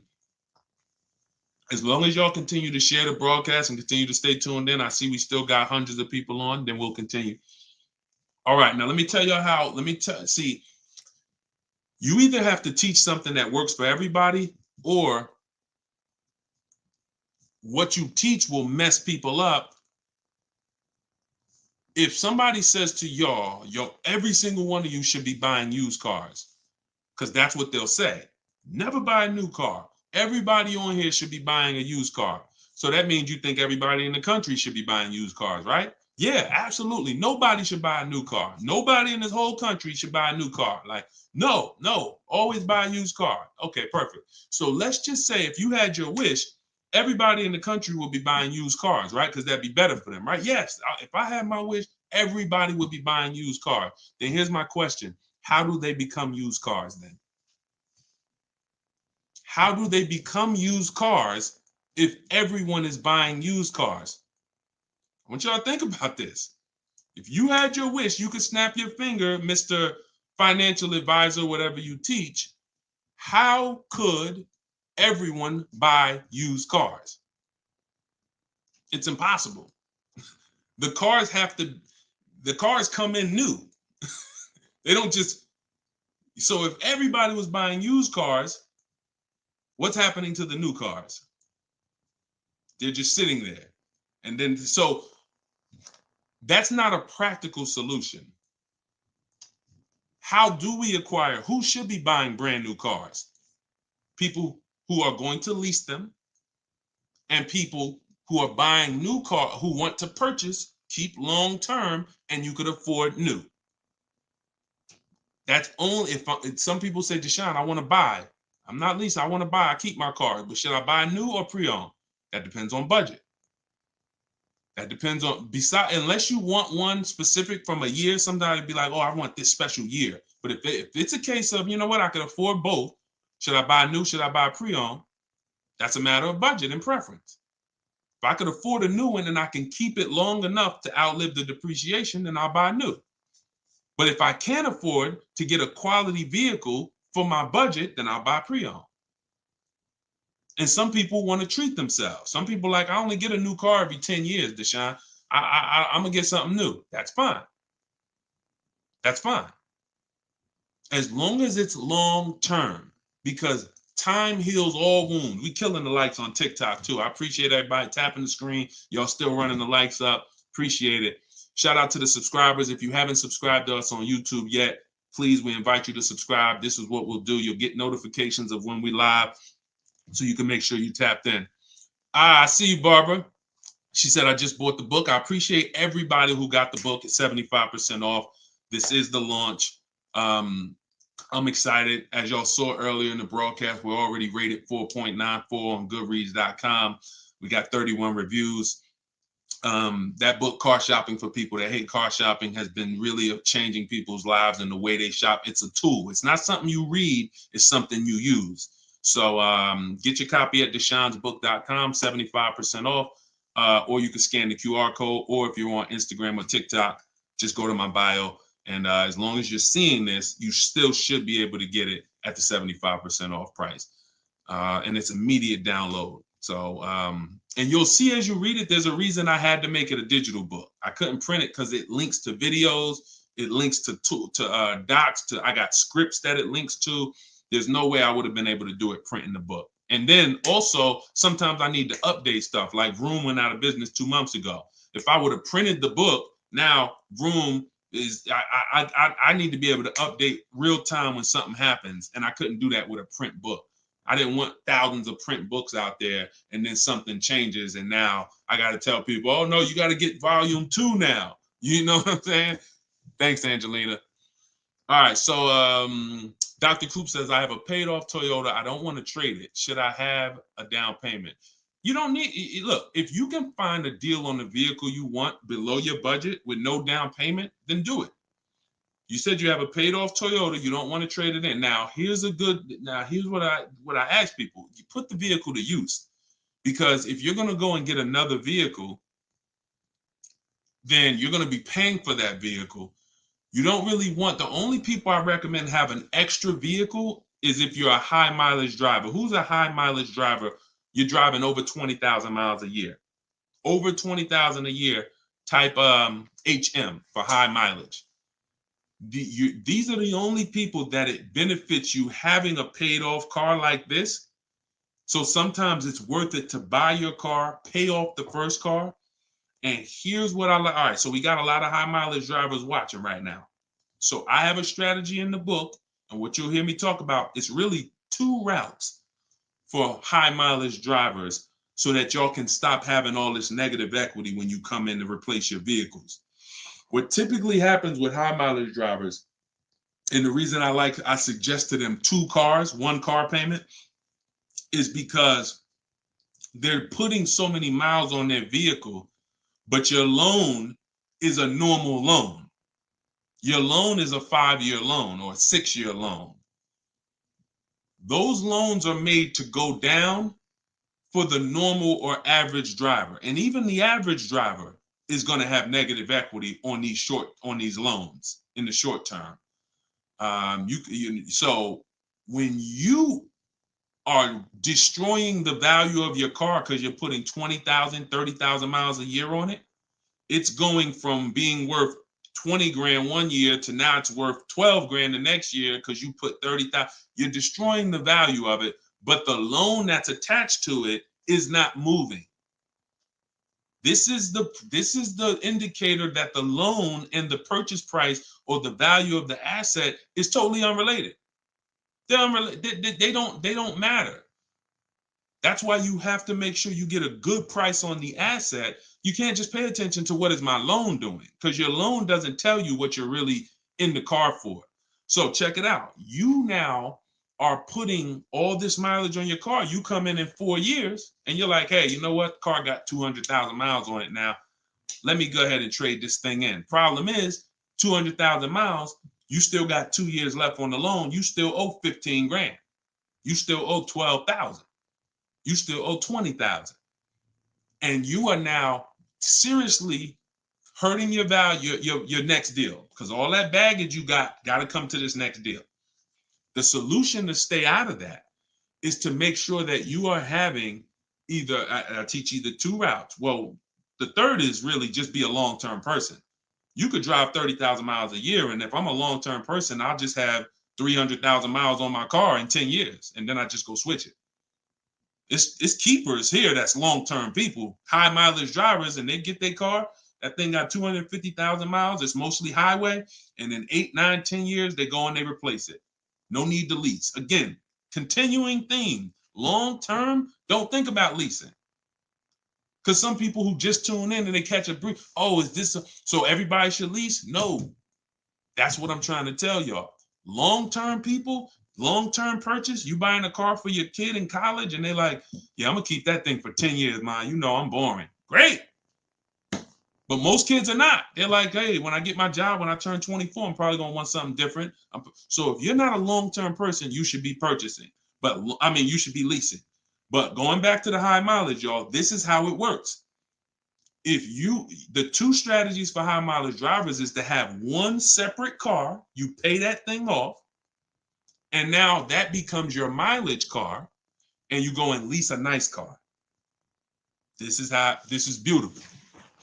This prevents you from having 2 car payments. And this allows you to have a nice car that you're not destroying. So you pay off that first car. If you're going to go this route, your first deal is a purchase, because you're going to get that first car, pay it off, could be new, could be used, but it must be quality. Pay it off. And as soon as that car is paid off, now I go lease my nice car. So I might be putting a high mileage on that first car I'm buying, but once I go lease my nice car, now I got a payment over here. My nice car is over here. And this is when I take out to dinner. This is when I want to go out and have a good time. I don't want a car that I'm just always putting, 30,000 miles a year on. Now I split it. And this has allowed so many high mileage drivers to continually be able to predict what they're going to put in these cars, because now they can't. You cannot predict how much y'all are spending on these cars, high mileage drivers. Y'all are losing so much on resale value. Your loans are just so high and they're moving slow. You don't know how much you are losing, but I break it down for you. It's thousands. You can't destroy the value of a car and then go trade it. It follows you. So that's one strategy. Second is a high mileage lease. Second is straight up. First time I experienced this, I had a guy came in and he was bringing back a lease with 75,000 miles on it. And I asked him, I said, man, I didn't even know. And that's my ignorance. I was selling cars and I didn't even know that was available. And I said, let me ask you a question. How long you been doing these, like, what do you do? He's like, I'm in sales. Like I do 25,000 miles a year, every year. I said, okay, wow. And you lease your car? He said, yeah. Because I already know what a good lease deal is. I just didn't really take into account back then. This is probably 2015. I didn't take into account a high mileage good lease deal. And when he told me what his payment was, And he said, yeah, I come back 75,000 miles. I drop that thing off. I pay my payment every month. Now here's the thing. He might only be paying $150 or $200 a month more for his super high mileage. But that's much better than him buying the cold car, destroying the value, coming back and trying to trade it with 10, 15 grand negative equity. So strategy, you are not really purchasing cars with strategy until leasing and purchasing is in your tool belt and you know when to use which. For your family, not just you, for your family. It's not just you. All right. So great questions. So this is the type of stuff that's in the book. Everything's in the book. Whether you see me live, whether you see me on social media making videos, you're going to get all the information. You don't have to worry about, oh, Deshone is holding back info. It's not. Now, access to me, yes, I have access. I have a Cars from Home University where I coach people personally and we work together. That's access. But as far as the information's out there. It's how you want the information. We'll get it to you anyway. If you want it all in one spot, get the book, get Car Shopping for people that hate car shopping. Download it now. It's 75% off. Scan the QR code or go to deshonesbook.com or go to my Instagram or TikTok bio and get your 75% off copy. But other than that, you don't have to worry about not having the information. See, what y'all have had to deal with is how do we make great car deals? How do we not pay penalties when we don't have the information? But now the information's here. It's here for you. It's just you got to decide, how do I want the information? Do I want to look through all Deshone's videos? I got a video on every topic. More videos to come. They're not in order, and they're for different people. Some of you are going to purchase used cars. Some of you are going to lease. Some of you are going to buy a new car. Some of you are going to pay cash. Some of you have good credit. Some of you don't. So throughout all those videos, you got to sort through that. In the book, you're only following one path. When I do videos, when I do a book, it's like one path. Let's stay focused so that we can keep you on track. That's why it's step by step. Yeah, that's how the book is designed. All right, how do you purchase a vehicle without proof of income? That's tough. You need other things that are going to weigh. That's a good question. So if you don't have proof of income, credit profile gets you approved, not credit score. So proof of income is usually only required when you have a lower score or you have a new company, new business, and they need some type of way to, try to, make sure they're going to be all right recouping their money. How is the car going to be paid? So if I didn't have proof of income, then I got to work on credit. Or I got to have a lot of cash. And even then, what's the reason we don't have proof of income? Once I know that, I could better explain. What's the reason we don't have proof of income? Seems dealers don't care about mileage if you release with them. That's now good time. So now watch this, y'all. This comment just came in. We'll still cycle through all the comments. We got another little while in this hour. We're getting through as much as we get through. It's good time on YouTube said, seems dealers don't care about mileage if you release with them. Absolutely a mirage. I asked y'all earlier, who's had somebody a dealer say, oh, we'll take care of the old payments. We'll take care of the mileage penalty. It's absolutely not true. Since 2006, here's the only time, shout out to y'all running the likes up on TikTok. I appreciate it. Y'all keep running them up. Thank you so much. Shout out to the sharers. Everybody who shares good information, just hit the share button wherever you're at and share with somebody if you're in this sharing. So I've never seen mileage taken care of, ever. No program, no bank, no leasing company, and we've done thousands of transactions. I've never seen a leasing company say, we'll forgive mileage. Never. So that does not happen. Mileage penalties let's say we calculate a $2,000 mileage penalty, that gets rolled over to your next lease deal, and we're working that lease deal with that $2,000 accounted for. So whatever the deal is we're working you now, perfect, here's what it is. Make sure that $2,000 penalty is in there. You pay for that. Now, in some cases, very rare, there's loyalty programs where they waive some payments. Mercedes used to have this. It's since gone away, and they didn't have it on every vehicle. They didn't run it every month, where if you lease another Mercedes, we'll cover 3 of your old payments. So you could get out 3 months early, no penalty, but it had to be waived. Since I got into the business, I've heard dozens of people sitting around me say, we are going to be waiving those, but we're going to be taking care of those payments. Mm-mm. Are you waiving the payments? Oh, what do you mean by that? Are you waiving the payments? See that, and we when you ask them that question, I don't want you to even go in looking to get out early. I'd rather you know what your deal is, so you can shop from home the way I teach, where no one has to reveal that information to you. No one is. If you got the right strategy, you're never putting yourself in a position where someone can lie to you without you knowing it. So if you go in the old way and you go into one dealer and say, hey, I'm looking to get my, new lease and I got like penalties, and they'll say, okay, we'll take care of it. That's putting yourself in position to be lied to. Oh, we took care of that. We built in the payment. Yeah, all the payments are taken care of. This is your new payment. Mm-mm. When we shop, when we take control of our deal, that's not something someone's telling us. That's something we already know. Because when we're over on mileage, we always want to see how much can we sell the car for. I was over mileage on my Jeep, sold it, still made money. Still made money. There's plenty of people who go over on their mileage and can still sell their lease and make a lot of money. Even if they break even, they avoid the penalty. So first is always to do our equity assessment and see how much we can sell the car for. And if we can sell it, we avoid the penalty. And then we're choosing payments. Do we get out early? Do we make the payment? You see, when getting out of your lease early, unless you sell the vehicle, y'all, you can't get out of your lease early. You're breaking a contract. So I don't want y'all I don't want y'all using language or comfortable with language that cost you money, because you've heard people say this for years. Oh, I'm just going to get out of this. No, you're going to get out of it and you're going to pay penalties for that. So because they've taught us, or you've been taught, oh, you can get out, no problem. You call the dealership, hey, you know what, y'all? I bought so many cars from y'all. I know I'm supposed to keep this lease for how many years? It's supposed to be 3 years, Mrs. Johnson. Okay, yeah, but I think I'm ready for something new already.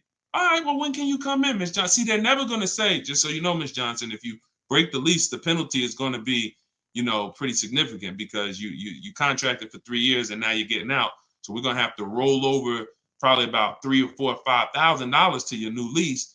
So no, they'll just come in, get you in, and all right, here's your new payment, Miss Johnson. You don't realize that I'm paying $100 more for this car than I could have been paying if I just waited.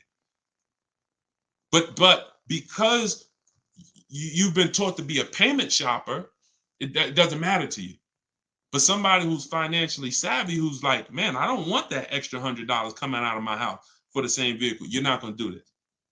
So we cannot ever believe what dealers say about penalties, about, oh, we'll take care of that. We find out, can we sell our car to avoid the penalty? Or if I can't, I either got to pay the payments and get out earlier, or I'm going to stay in it and just take the mileage penalty. That's not a bad idea most times, y'all. Sometimes people will call and say, yo, I'm going over mileage. And I say, okay, well, based on how you're going over, you'll only be over by like 2,000 miles. That's only $500. Oh, I thought it was going to be more than that. Nah, you're going to be over by 2,000 miles.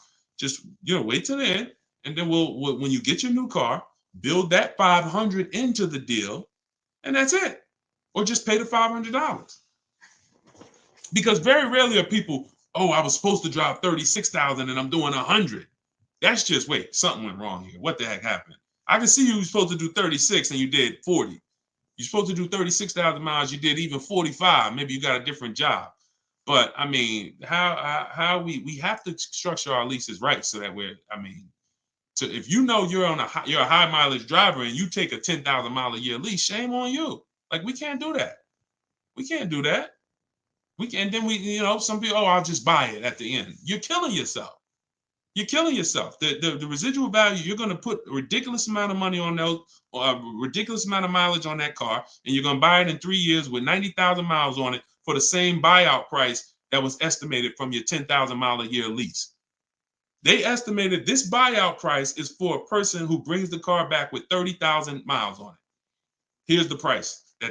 And then you bring it back with 90 and you pay the same price. Oh, I'm just going to buy it because I went over on the miles. No, killing yourself.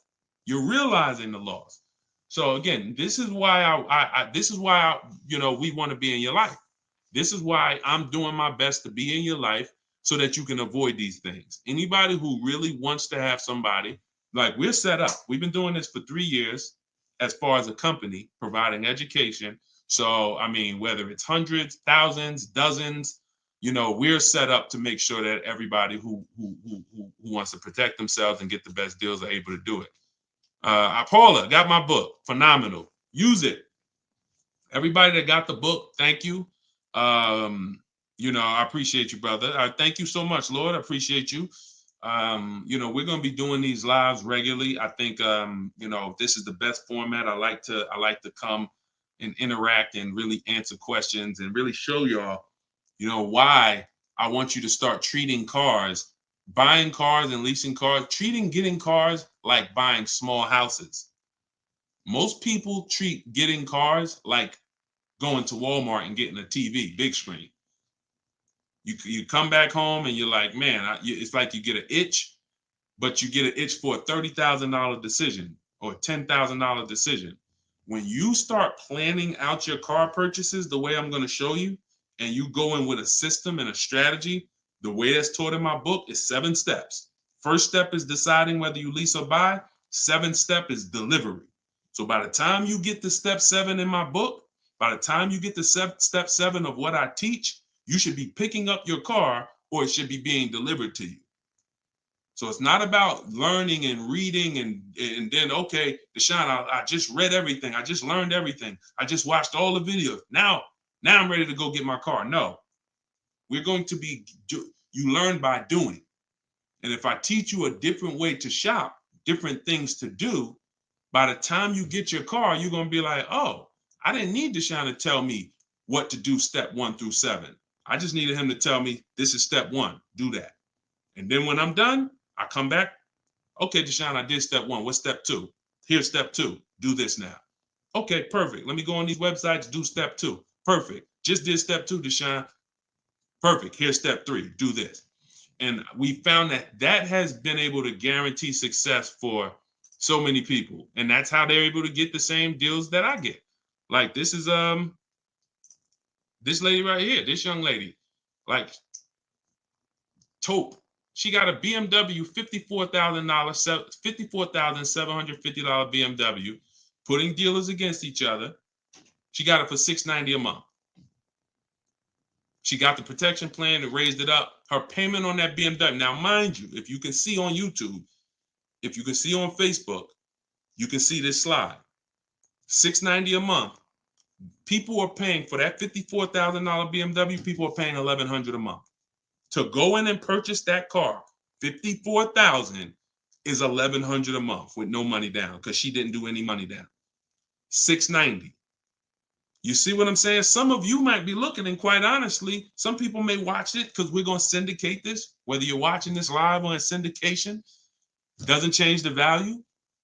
You might be driving that same car, and you might be looking and saying, "Yo, I'm paying $1,000 a month for that car. She's paying $690.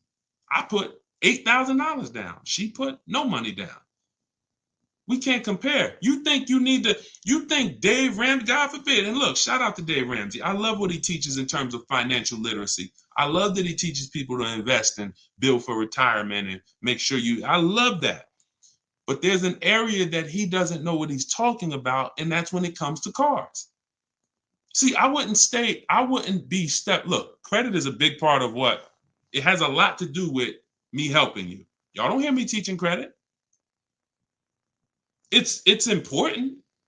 It's a complimentary topic for us to talk about. I talk cars, how to make sure you pay the lease for them.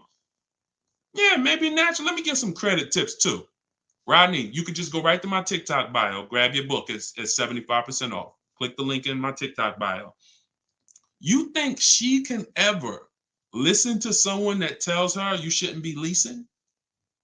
She knows when to lease and when to purchase. She's not in love with that vehicle. She's not keeping that vehicle 8, 9, 10 years. So how can I drive this vehicle for the lowest amount of money in my household? I'm gonna shop all my offers. The dealer that wins the bid, I'm gonna see what it is. Oh, look at that. It's $690 a month. I'll take it. This is how we are going to keep thousands of dollars in our household. As things continue to go up, I need you guys to be spending, I need you not only to be making sure your cars are below your max budget so that every single month you're not growing tired and weary of your car payment. That means it just needs to be below your max budget. And then the second thing we need is to make sure that you are driving the best possible product for that money. You could be below budget and look at what you're driving for the money, and you're like, yeah, I'm below budget, but could I have gotten a better car for this money? Could I have gotten more car for this money? And I'm here to tell you that when you understand leasing, you're going to see there's no comparison.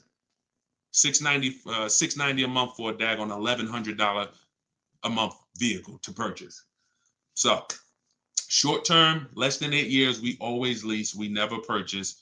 Now, in another episode, when we start talking about, in another segment, we'll talk about overpriced leases because every lease is not equal. Y'all gonna learn. We can't, every lease deal, even when you learn to shop, you must learn to shop.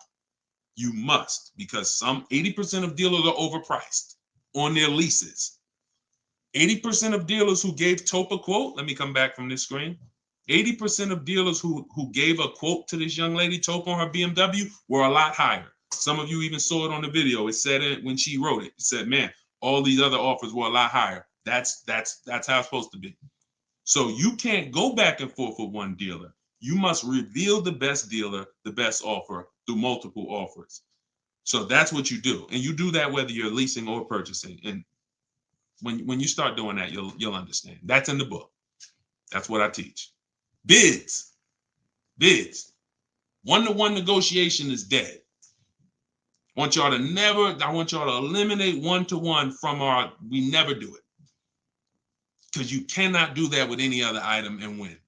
You can't do it with jewelry. You can't do it with groceries. You can't do it with televisions. You can't do it with houses. One-to-one negotiations, you lose every time.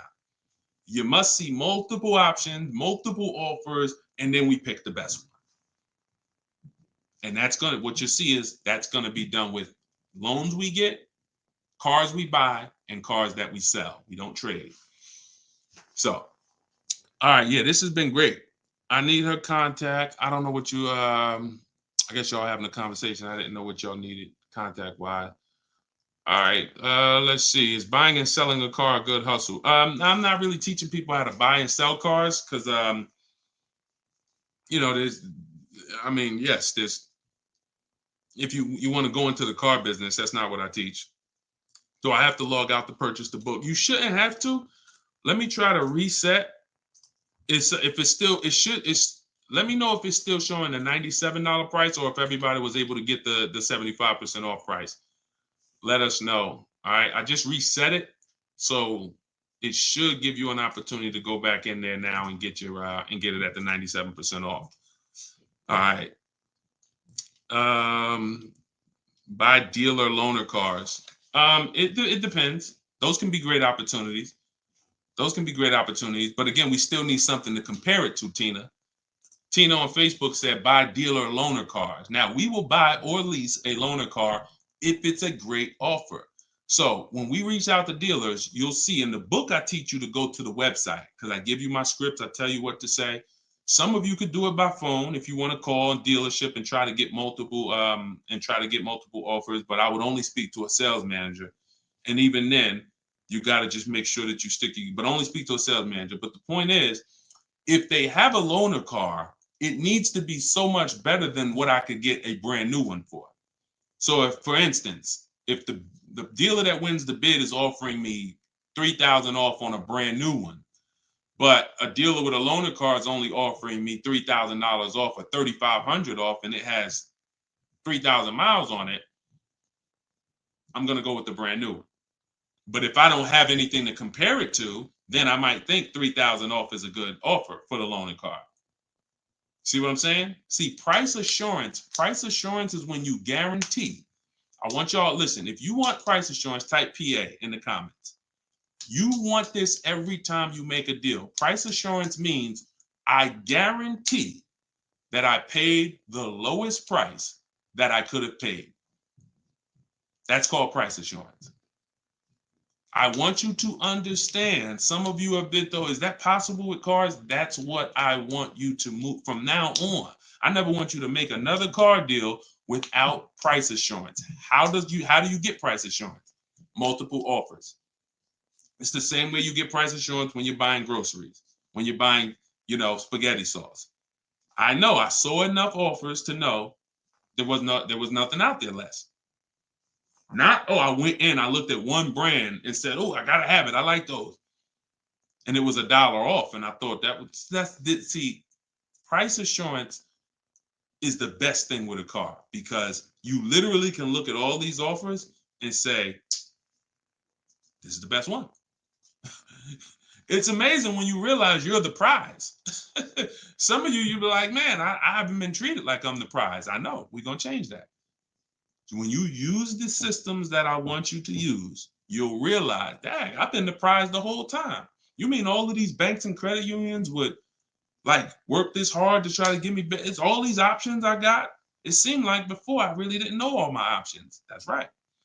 But when you now change the way you shop and you now move into a bidding mindset, everyone I'm going to do business with must win the bid.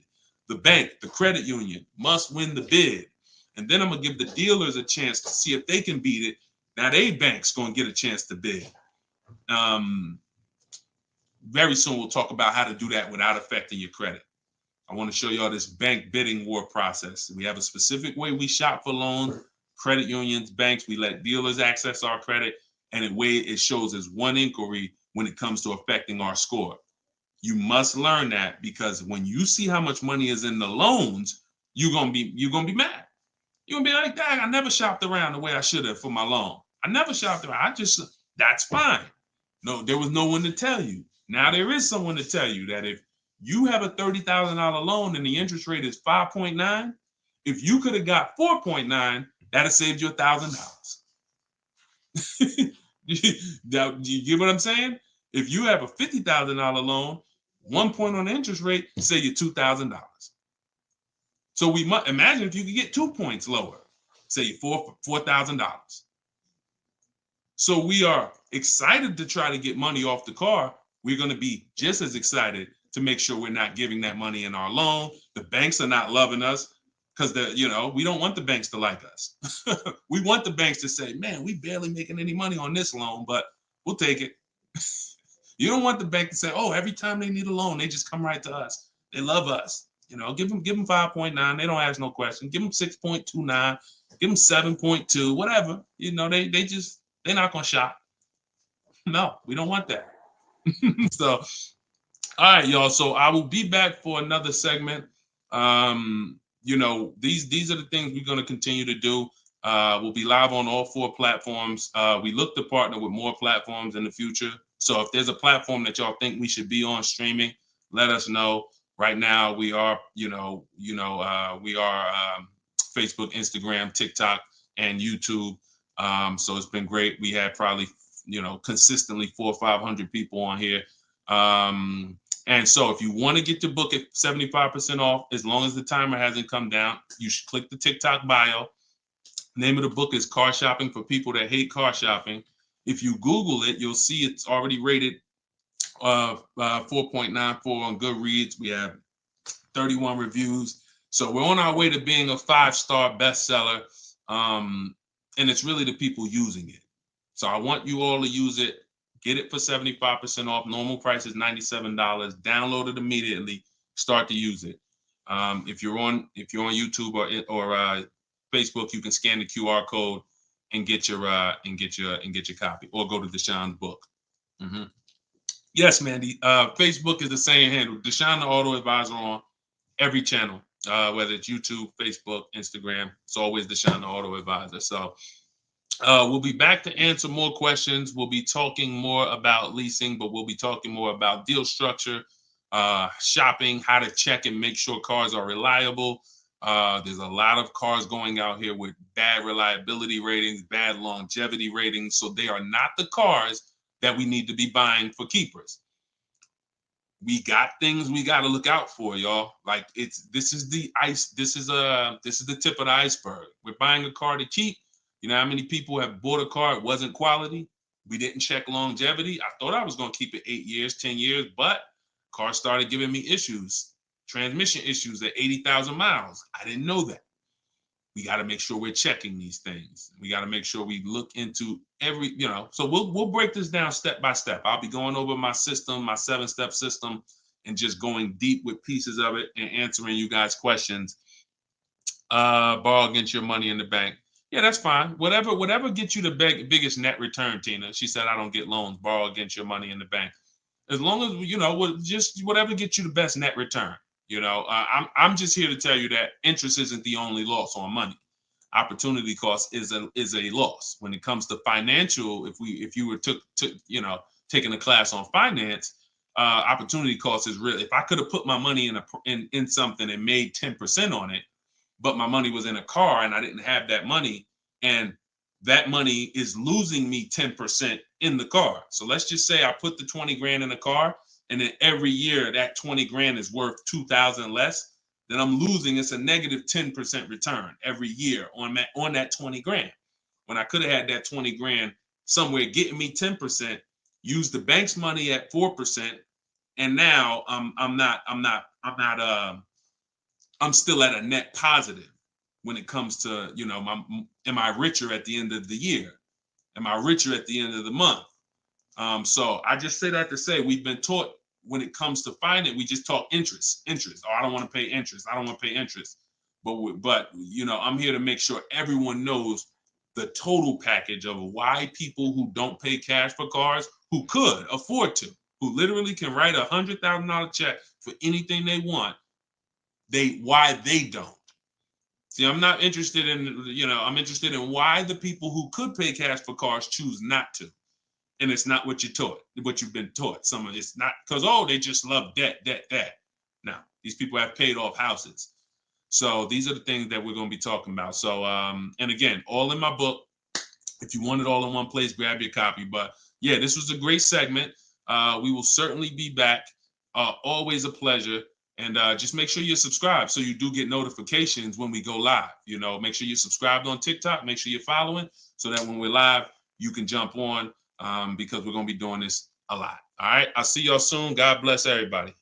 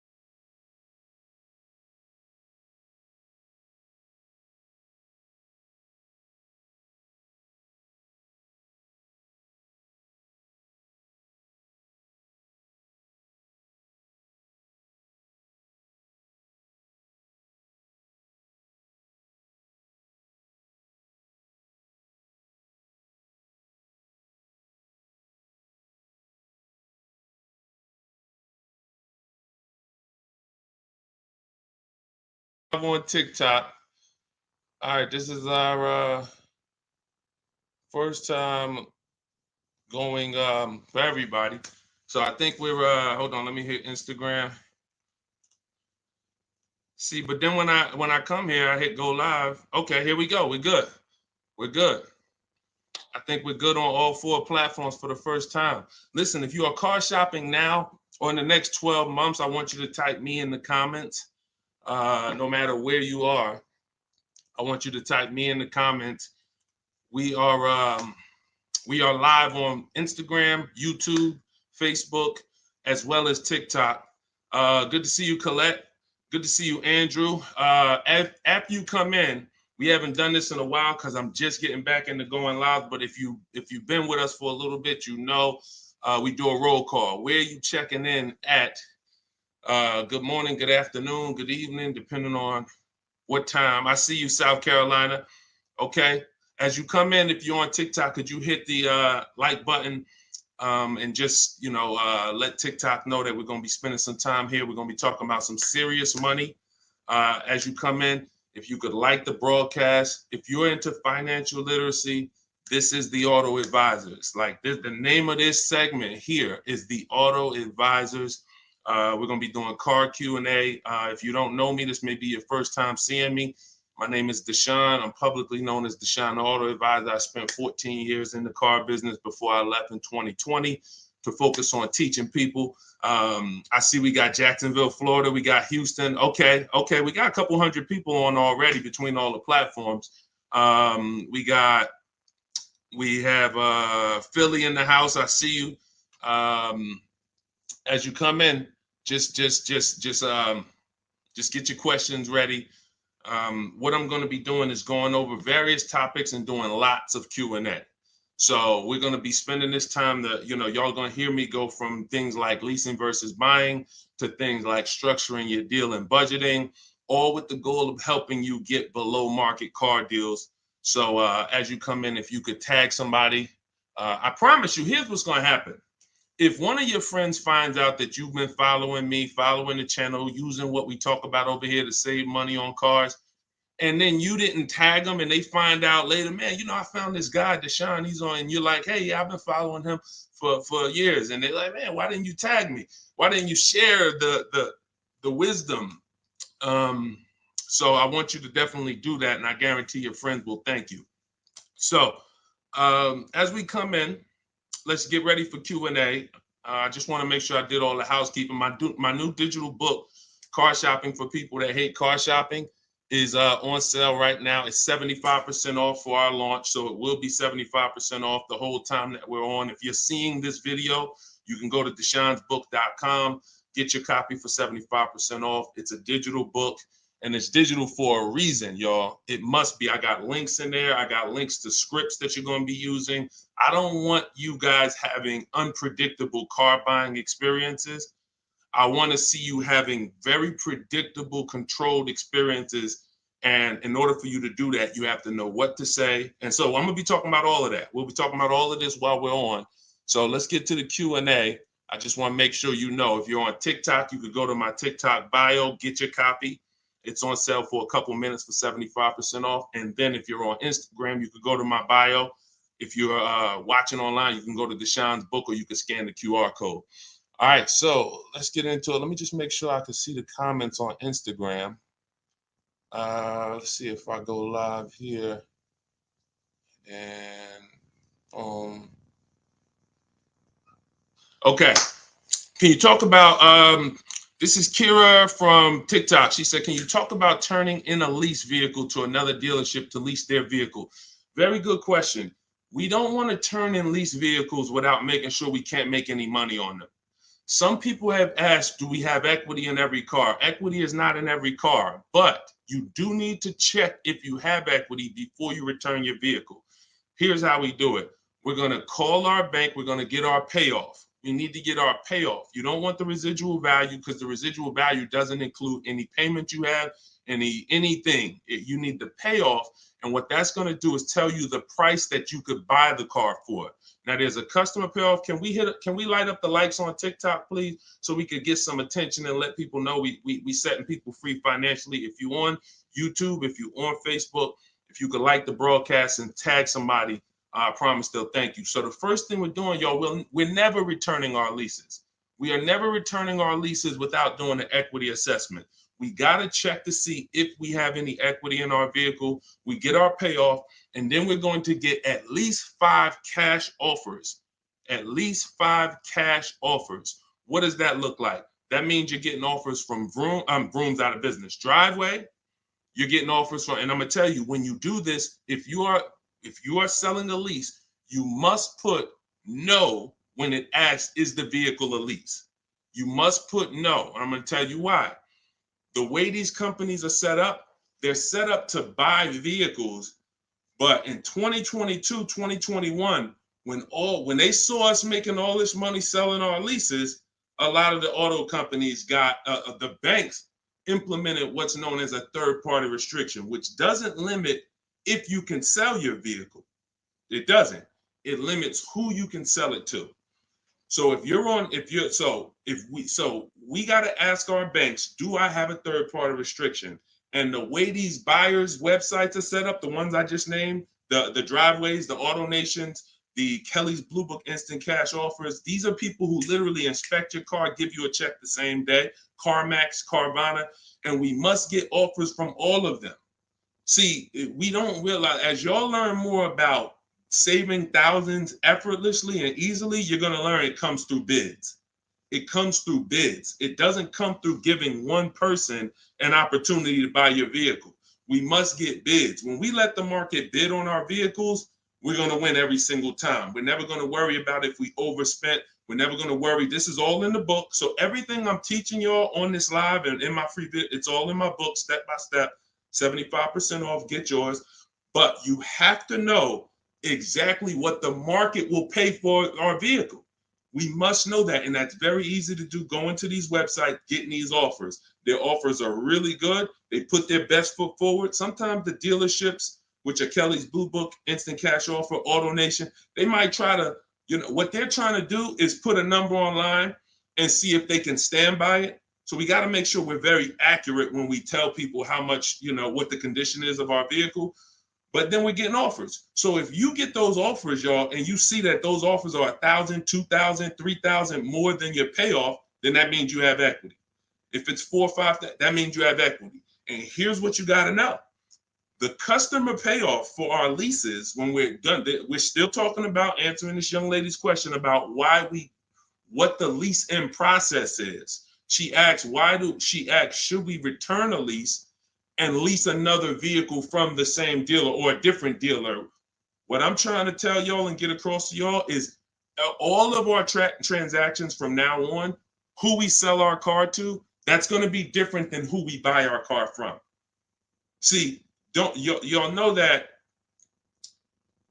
the car business has programmed us to give the dealership 3 transactions. We're going to buy a car from them. A lot of times we're going to trade our cars in, and then we're going to get our financing from them. What I'm telling y'all is, as you use what I teach and you really want to save thousands and thousands and guarantee your best deal, if you want to guarantee every time you get a car, it's your best price possible, type me in the comments. If you want to just type a G for guarantee. I want to know every time. In order for y'all to do this, we got to start separating our transactions. So I see you, Terry. I see you, Israel. I see you. Okay, so we all type in G's. This is what we must do to guarantee that we got the best price car. I see you, Father of Legends. I see you, Johnny Martinez. All right, we live on every platform. So when we are shopping, when assessing our equity is the first thing we do after we decide if we're leasing or purchasing. I'm telling y'all that in the steps of car buying, we got to know what order we do things.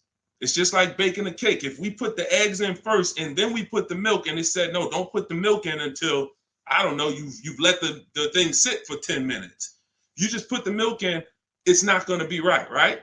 So order is important. Shout out to the sharers. I appreciate it. And listen, I appreciate everybody who shares. I appreciate everybody who helps us spread this message. And in time, we're going to do something great for the sharers, because we can't do this without y'all telling people about it. So this is the equity assessment. We don't worry about what car we're going to buy yet. We don't worry about who we're going to get our loan from yet. Here's why. Until we know what our equity position is, we don't know what we're doing. Example, if you run your equity, you find out you got $3,000. Well, that money is as good as cash in your pocket, or you can put it into your next transaction, or you can put half in your pocket, half into the next transaction. Y'all see why knowing your equity position is super important? Here's another reason. Let's say we have negative equity. Negative equity means we owe more than the car is worth. In my book, I talk about, and you'll hear me talk about it in my free videos, there's only 3 things you can do with negative equity. You can pay it off. I call it paying the difference. You take the highest offer. If it's like 2,000 or 3,000 different, you just pay it off and you're now done with it. No baggage. You can transfer it within limits though. So when you go to transfer negative equity over, this is where we get to the point where negative equity can either stop our deals or it can literally kill our deal. The bank is only going to approve a certain amount above the value of the car we buy. So let's say we're buying a $20,000 car. The bank's not going to approve 30,000, 40, 50,000. They're going to look at the price and say, wait, car's worth 20. We might lend 26, depending on the customer's credit, but we're not lending 30. We're not lending 35 on a $20,000 car, which means if you have 8 grand, 10 grand of negative equity, you can't transfer all of that over because you're going above the loan to value ratios. This is why negative equity, knowing the cause, is important. And there's 2 causes. You don't understand leasing and you're switching cars with loans on them. If there's an emergency, we understand that. I see y'all. Shout it out. We live. Literally, I see between all the platforms, we got about 400 or 500 people on here right now. So shout it out. Can we get the TikTok likes up? Can y'all keep tapping the screen on TikTok? Let's make some noise over on TikTok. But we're doing great. So this is why we can't move on. But I'm telling y'all, 99 times out of 100, I've been in the car business since 2006. I left in 2020. I left in 2020 and it hasn't changed. The cause of negative equity, 99 times out of 100, is you don't understand leasing.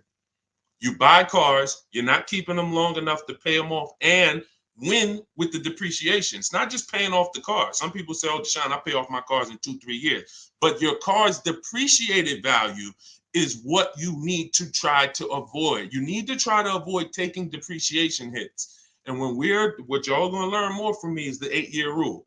I've already done the math. I'm going to show it to you in time, if you just stick with us. But if you believe me right from the start, you're going to win. If you're not keeping cars 8 years, you're losing thousands of dollars not leasing cars. Does not matter how much you drive. Does not matter. Here's why. Listen. Who was taught? Oh, we lighten up the likes on TikTok. All right, I appreciate you, TikTok. Appreciate all of this. Let me ask you a question. Everybody on here. Who was taught never to lease cars? Be honest. I want you to type never in the comments. If you were taught never lease cars, if you've heard that from someone, I want you to type that in the comments. Here's why this is so important. This is all in my book. My book is called Car Shopping for People That Hate Car Shopping. It's a digital book. And for the grand opening, it's not a store. For the launch of the book, the official launch, we're doing 75% off for everybody. So you could go to my TikTok bio, you could go to my Instagram bio, you could go to deshonsbook.com, or you can scan the QR code and you can get your book for 75% off for a couple minutes. So we have a lot of people who were taught never lease a car. Never lease a car. Let me tell y'all how much. I'm going to give you a little sense on how much that's cost you. And then, we'll go deeper. Everybody, let's say you're a person who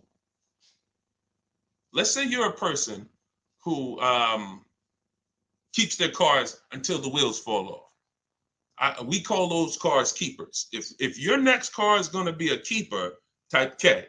That means I'm going to keep this thing until the wheels fall off. I'm going to keep this thing 8 years minimum, 10, 12, 15. That's what I do. I see you, Abby. Now, the benefit about buying a car and keeping 8+ years is you get to outlive all the depreciation. Your car loses X% of value the day you get it. And whether you drive it or not, if somebody came and parked a car outside your house right now and said, "Hey, this car is worth $30,000. It's yours." Now you say, "I don't drive. I already got a car. I don't need it." You come out a year later, is that car worth $30,000? You didn't drive it. See, this is your first. You didn't put a mile on it. You didn't touch it. It just stayed out there. It was worth 30 when they dropped it off. Is it worth 30 today? A year later? Exactly. Here's what I'm telling y'all. That's the first deep lesson on depreciation. See, if you get that, now you're getting the clue of why leasing is not about how much you drive. People who say, "Oh, I like to drive as much as I want to, so I buy my cars because I don't want to pay for the mileage." Here's the revelation. You pay for the usage of the car whether you use it or not, whether you drive it or not. It's going down. The more usage you put on it, the faster it goes down. So leasing is not a matter of how much I drive. Leasing is, if I get a great lease deal, we're going to talk about that. All lease deals aren't created equal. And these commercials we see that say, "Hey, 3,000 down, 8," these are not lease deals. I'm going to show y'all some lease deals over, I'll actually probably show y'all one in the next couple minutes. Great lease deals are not advertised. They're made in secret. No one really knows about them. The great lease deals are not advertised. Great deals are not advertised. Great deals are not advertised. So you can't judge the lease pricing by what y'all see in these commercials, or it's not going to make sense to you. But when you get great lease deals, it is no comparison. The name of the game is, will I pay less with a great lease deal in depreciation than I would pay if I purchased that car? That is the name of the game. And when I look and see, all right, if I get a great lease deal, I'm only paying 30% of the car's value, 35, 40%, 45%. But if I bought that car, regardless of whether I paid cash, regardless of whether I got a loan on it, the asset, the value of the car is going to go down by more than that. So what we're doing when we're leasing versus buying is we're trying to hedge against depreciation. We're trying to acquire a car that says, based on how I got this car and the price I'm paying for it over 3 years, it's thousands less than if I would have went and purchased that same car and just took the value of the depreciation. And this is what I'm telling y'all. They've hid you can't understand this when you're just tied into payments. And a lot of you know, payments have nothing to do. Some of you who are a little bit more financially savvy, payments have nothing to do with the deal on the car. If you don't know that, you're going to learn that the more you hang out here. Payments have nothing to do with the price of the car, the deal on the car. That's just the financial tool. That's just what you've attached to the asset. If you go and you overpay $10,000 for the car, doesn't matter if you got a loan on it. Doesn't matter if you did no money down. You overpaid by $10,000 for the car itself. That's focusing on the asset. So leasing, y'all, is for people who don't keep their cars more than 8 years. It's that simple. If you do not keep your cars more than 8 years, you cannot outlive the depreciation that the car is losing. The money, you go out, slap 30 grand into a car, that car is losing money for you every single month. So you're trying to say, is there another way I could get a car where I'm not paying this kind of money? If I'm losing $500 of value every month in my car, is there a way that I can lose less than that? And what I'm going to show y'all is leasing is just the way. So these are the first two steps. The young lady asked the question about returning her lease, but I want y'all to know that that's step 2. We assess, can we make any money on our deal, on our old car? And then, but the first thing we got to do is decide buying versus leasing. Lease the loan. Good Time said, lease the loan car was good. Welcome to everybody that jumped on. My digital book, Car Shopping for People That Hate Car Shopping. Everything, it's 75% off. You can get your copy while we're on here, but we're going to be going deep on Q&A for at least, I'm not even watching the clock. So Just go to my TikTok. I don't think you're going to leave the broadcast either. If you go get your copy, go to my TikTok bio, go to my Instagram bio. If you're on Instagram, wherever you're at, if you're on YouTube, scan the QR code or go to deshonebook.com and get your copy so that we can go deep on this. I don't want you trying to just remember everything that I'm teaching. I want you to have a reference point, and it's affordable for everybody. It's normally $97.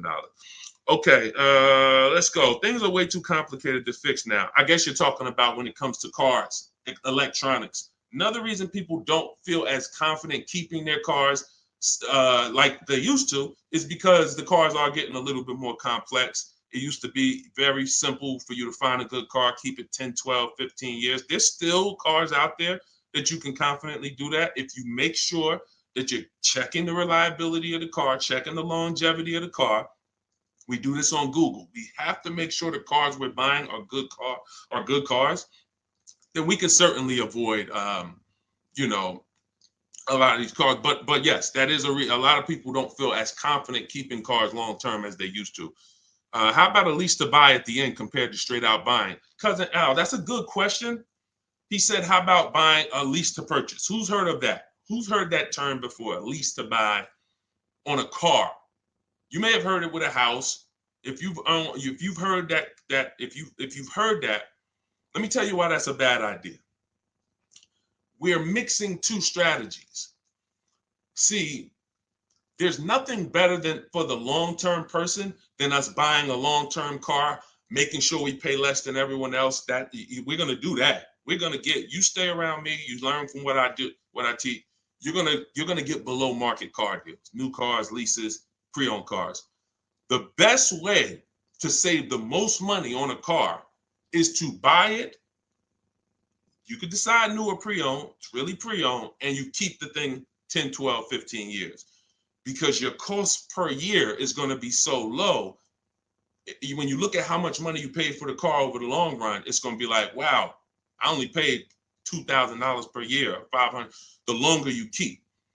The second best way is buy a new car. Keep it forever. Brand new, keep that thing 12, 15 years. But most people are not doing that. And if you're not going to do that, that doesn't mean you can't switch up. But if you say, Deshone, for my next car, can we keep sending the TikTok likes up? If y'all are enjoying this, could y'all please hit the like button? We got probably 400 or 500 people on here still. If you could hit the like button, that would be great. And I see all the gifts. Thank you. Everybody who's sending roses on TikTok, gifts and all of that, stars. Thank y'all very much. But what you got to know is, what is the strategy for this next car? Is that 8+ years? Then I'll buy it. There's nothing better than that. I'm going to buy it. But you got to realize buying comes with what, y'all? Maintenance, upkeep, repairs. That's what it comes with. But we win when we buy. We win 8, 9, 10, 15 years later is when we win with a purchase. You don't win with a purchase 3, 4, 5 years because the person who's leasing is paying so much less than you. If they got a great deal, they're paying so much less than you to drive a brand new car. It doesn't, like, you don't win. You can't win. But in the long run, you will. So you got to ask yourself, this next car, is it 8+ years or is it less than 8 years? And if it's less than 8 years, then I got to go to my lease strategy. And that could be for my, you know how many people out here, y'all, they're like, oh man, I buy my cars, I keep it till the wheels fall off. I'm not leasing. Yeah, but what about your spouse? What about your children? That car you buying for your 22-year-old college student, are you think they're keeping that car for 8 years like you are? No, probably not. Then you should be thinking about, you shouldn't even be thinking about, you should be going to the lease play for them. You know how many people have put their kids in a $21,000 car paying $500 a month, $20,000 Toyota Corolla, paying $500 a month because they wanted to buy them their first car, and they go get them a $20,000 Corolla that they could be leasing for $300 a month. And then that kid wakes up in 3 years and they're like, man, I'm paying $450 a month for a Corolla. I don't really like the car. Plus it's kind of expensive.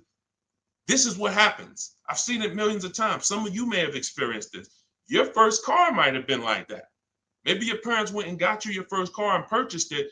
But I'm telling you that if they understood leasing, they could, especially if you were going to pay the bill, they would understand. we're not keeping this car long enough. We should be leasing it. And so I'm going to keep hammering now. I'm never going to stop hammering because we got years and years of bad information that we got to unravel. People who've been doing damage, y'all. Big audiences, big platforms, just telling people, oh, leasing is the most expensive way to own a car. Guarantee you, if I had 10 minutes on them with a live and I bet them $100,000, are you willing to bet 100? Just let me just ask you. You sound very confident when you're talking to the public. They don't realize how much money they're costing you. So my question would be, if I can show you that advice you're giving them is completely wrong financially, will you pay me $100,000? Will you take the bet? Because if you're willing to say that, stand on it. That's what they tell y'all. Exactly. He said that's what they tell us. See, and that's why I'm here.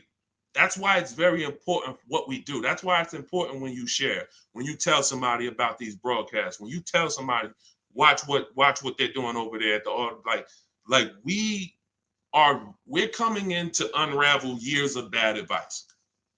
And a big part of that is leasing. Not the only part, but a big part of that is leasing. But you cannot all lease deals aren't created equal, y'all. Lease deals are when we shop for lease deals, you must get bids. And I'm telling y'all, you must get bids for everything. We'll talk more about that as we continue to go on. All right, let's get to some more questions. Why are taxes added to a buyout when they're already included in the paid? Somebody said, Christina on TikTok said, why is taxes added to the lease buyout price when it's already included in the monthly payment? Well, it's only included in the payment for the portion of the car you're leasing. So when you're paying for, your 30-40% of the car, 50%, the better lease deal you got, the lower percentage of the car you're paying towards over 3 years. That's what the tax is calculated on. That back end, which is when the car goes back to the bank or the next buyer, there's no taxes factored in on that. Depending on your state, sometimes they will put tax on the payment, but they're not usually. I don't recall ever seeing a case where they're taxing you on the whole car because you're not using that portion of the car. That's why when you lease, when you look on your credit report, you'll see the only part you're responsible for is the part that you're using. So even though the car might be 40 grand, it might say balance owed 18 because you're only responsible for that 14. You're not responsible for the back end. All right, we lighten up the likes on TikTok. Appreciate y'all. I see you, Lisa Vasquez. Welcome. Kat, I see you. All right, let's go. Let's continue to rotate questions. What happens to my down payment on the lease? See, a lot of people asking about leasing. This is good. This just goes to tell you something. A lot more y'all gonna lease when you understand it. In fact, when you understand it, your next car will be a lease. Quite honestly, unless you can guarantee me, Deshone, I'm keeping it 8 years. If you say, Deshone, I'm keeping this thing 8 years, you go ahead and buy it. Don't think about leasing. Go ahead and buy it. But if you cannot confidently say I'm keeping this car at least 8 years, and you're gonna learn, I'm gonna do a upcoming show where I show y'all my screen. So if you're on TikTok, make sure you're on YouTube or make sure you're on Facebook. If you're on Instagram, because y'all are not going to be able to see my computer screen when I actually go deep and show everybody, my screen and we compare. I'm going to show you all the numbers because I'm not going to sit here and I don't want y'all thinking this is my opinion. This is by the numbers. So Good Time says, what happened to my down payment on the lease? So you should only do a down payment on the lease after you've already verified you got a great deal. Pay attention. This is very important. Once you down payments, y'all, never come into play until we verify we got a great deal. This is all in my book, Car Shopping for People That Hate Car Shopping, my digital book. You can download your copy. Go to deshonsbook.com. It's 75% off for a couple minutes. You won't leave the broadcast, but I don't want you to miss the opportunity. The book is great value at $97, but for our official book launch, we're doing 75% off. So you can scan the QR code or go to my Instagram or TikTok bio. Get your 75% off book. So when you are doing the down payment, whether you're purchasing or whether you are leasing, it's critical that we verify we got a great deal on the car before we ever talk about payments. This has always been. How many of you have had this question? You're looking at a car and they say, hey, what do you want the payment to be? What's your goal? What's your goal for your payment? Type a $ if you've heard that question. What's your goal for the payment? Thank you, Say What. I appreciate all the compliment. I appreciate it. If you've heard that question, type a $. What do you want your payment to be? What's your payment goal, right? Here's why that's not important. And here's why you never feed into that. If you feed into that, you run the risk of focusing on the payment structure and not the price of the car. You also run the risk of focusing on the payment structure and not shopping for your own interest rate and letting banks bid on your loan. When we do an episode, we'll do a show that is about structuring our deals, and you'll see that when we start getting our financing, y'all, we never want to let anyone run our credit until after we found our car. Because what people are trying to do, y'all, is they're trying to run your credit and they're trying to give you a time limit. Now you have a hard inquiry, but you also have a time limit to go find a car. That's not good. They might give you 30 days or 45 days, 90 days before the approval expires. It's usually 30, 45. That's a problem because now we're out there rushing. But when it comes to down payments, we are only structuring our deals after we found our car. So I teach you how to get bids on your lease.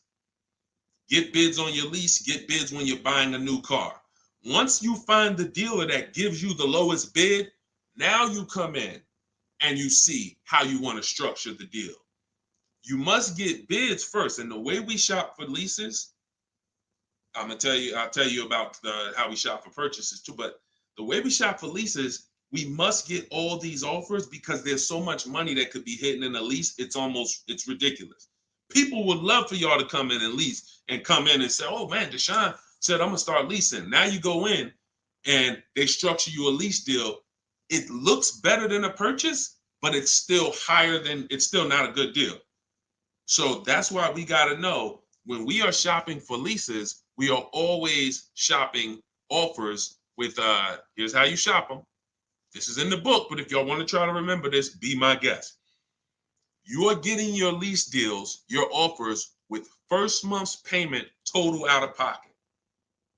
First month's payment.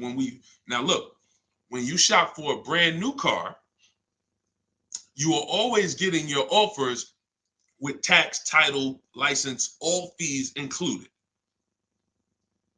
When you shop for a brand new car, you're getting your offers from multiple dealerships. I do this online. You can call them. I would suggest you do it my way. But if you want to call them, you can talk to a sales manager and you say, hey, I got this car. I'm looking to see if you got something similar, but I need an offer with all taxes, fees, everything included. And now you're comparing that. But I would only talk to a sales manager if you're going to go that route. Again, in my book, I teach you the scripts. I got the emails that we use to do this because you want to use my words. But if you're not going to use what's in the book, you should be calling and asking for a sales manager and just give them an opportunity to beat the quote. That's a manual way to do it, but it's still better than you going back and forth with one dealer. We cannot go back and forth with one dealer anymore because when you start getting bids, mark my word, it's going to blow your mind when you see how overpriced some dealers are. When you see how overpriced some dealers are, it's going to blow your mind. So in order for you to shop your lease quotes, you're shopping your lease quotes with no money down, so good time. When you talk about what happens to your down payment on a lease, well, you're not putting your down payment down until you got a great lease deal. So you get your lease deal, first payment, and then you divide that into the monthly payment. Into the MSRP. Very important. Let me give you all an example. Pull up my calculator. So let's say I got an offer of $500 a month on a $40,000 car. That's what's called a 1.25% lease. You take the monthly payment and you divide it into the MSRP. That gives you a percentage. The lower percentage, the better the deal. And this originated from some of who's heard me mention the 1.5% rule for bad lease deals. Type me if you've heard that.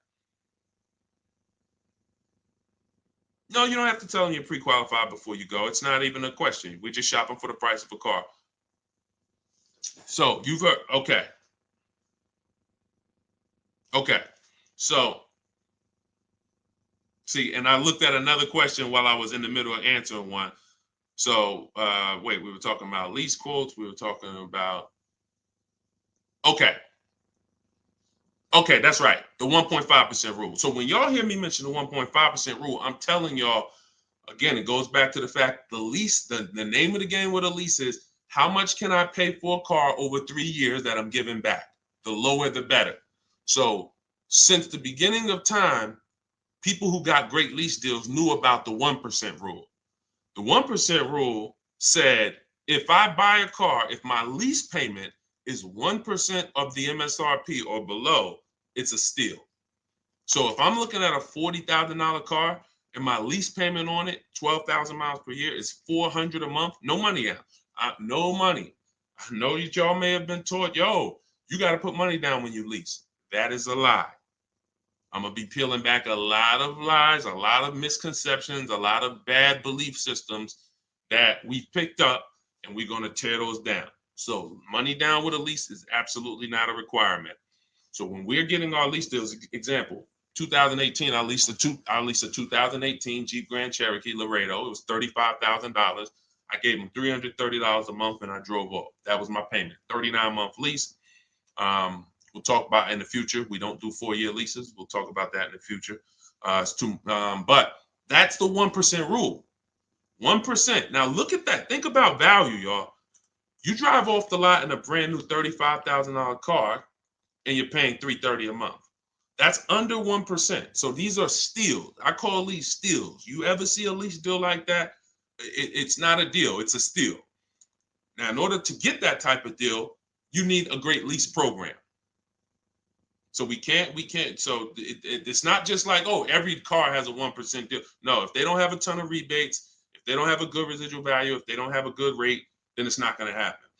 But in the long run, we can't control that. All we can control is how we're going to shop. And the way we shop is get your first month's payment. Is you tell every dealer, give me a quote with first month's payment, and put all the taxes and all the fees into the monthly payment. And then you let me know what that is. And you have to know the MSRP, because you divide that monthly payment into the MSRP, and that's going to tell you the percentage. If you see 1.35, 1.45, 1, these are good deals, really good deals. We still need to compare, because I got people who are getting, look, if we don't compare, you could be in trouble. You don't want to just take a deal. There are people who think, oh, I thought a 1.25 was a great deal, and then I end up getting 1.1. You know, so we can't ever assume what's a great deal. We just have to know what a bad deal is. That's over 1.5%. They got me on one of my last leads. Listen, good time. Don't feel bad, man. It is something a lot of people are going to discover the more you work with me, that you have overpaid. But there's been no one to tell you. So there's been no one to tell you. So 1% still, 1% 5 is the max. Exactly, K-Dub. That's the exact formula and ratios we use for measuring great lease deals. 1% or lower is a steal. Between 1% and 1.5 is a deal. That's great value compared to purchasing. So when someone drives off the lot with a great value lease, 1.25, anything under 1.5, they're paying less than someone who purchased. They're paying less than someone who purchased. Once you get above 1.5, you're now going close to spending the same amount as the person who bought the vehicle, which we don't want, which we can't do. We eliminate the benefits of leasing. And some lease programs y'all are going to see are bad. You shop multiple offers and the lease programs are bad. We can't get those leases. I will never co-sign, because leasing is a value play. I will never co-sign you getting a car because you like the car a lot and overpaying for a lease, because the lease program is bad. Sometimes, I want a Range Rover Velar. The lease program is bad. All right, well, I'm going to go get a Genesis GV870, And then, you know, maybe in 3 years, the Range Rover lease program will be good. But right now, I'm not going to do it because no one loves a car that they're leasing. You always just like it. If you're leasing, you're switching cars every 3 years. You don't love anything. When you love a car, you buy it, you keep the thing 10 years. That's love. But typically, a person who's not keeping their car long term, you get, you know, you 3 years, you're like, okay, I could get another car. 5 years, you know, people who buy cars to keep, they don't think like that. Like, they ain't even looking for a reason to get rid of it until, you know, transmission goes out. And then I always joke because as a keeper, what do you do when the transmission goes out? If anybody on here has bought their cars and kept them till the wheels fall off, when the transmission goes out, what do you do? What do you do? See, you're not a keeper. You're not buying a car to be a keeper. That transmission go out, you ready to get rid of it. You ready to get rid of it. Look, a lot of people are like, no, I go fix it. I go get another transmission. Exactly. All right. All right, let's keep the questions moving. Welcome to the people who just jumped on. Happy to have you. If you're enjoying the broadcast, could you please make sure you are subscribed to us on YouTube? That's where we're going to be able to share really when we get into, which is coming very soon, I'm going to be sharing visuals for y'all to see. Just sharing a variety of things, websites that we use, things you want to stay away from, website, like all in my book. But in time, you're going to want to see it on YouTube because you might not be able to see it on Instagram or TikTok. What's the MSRP equivalent for used cars? F Broncos asked.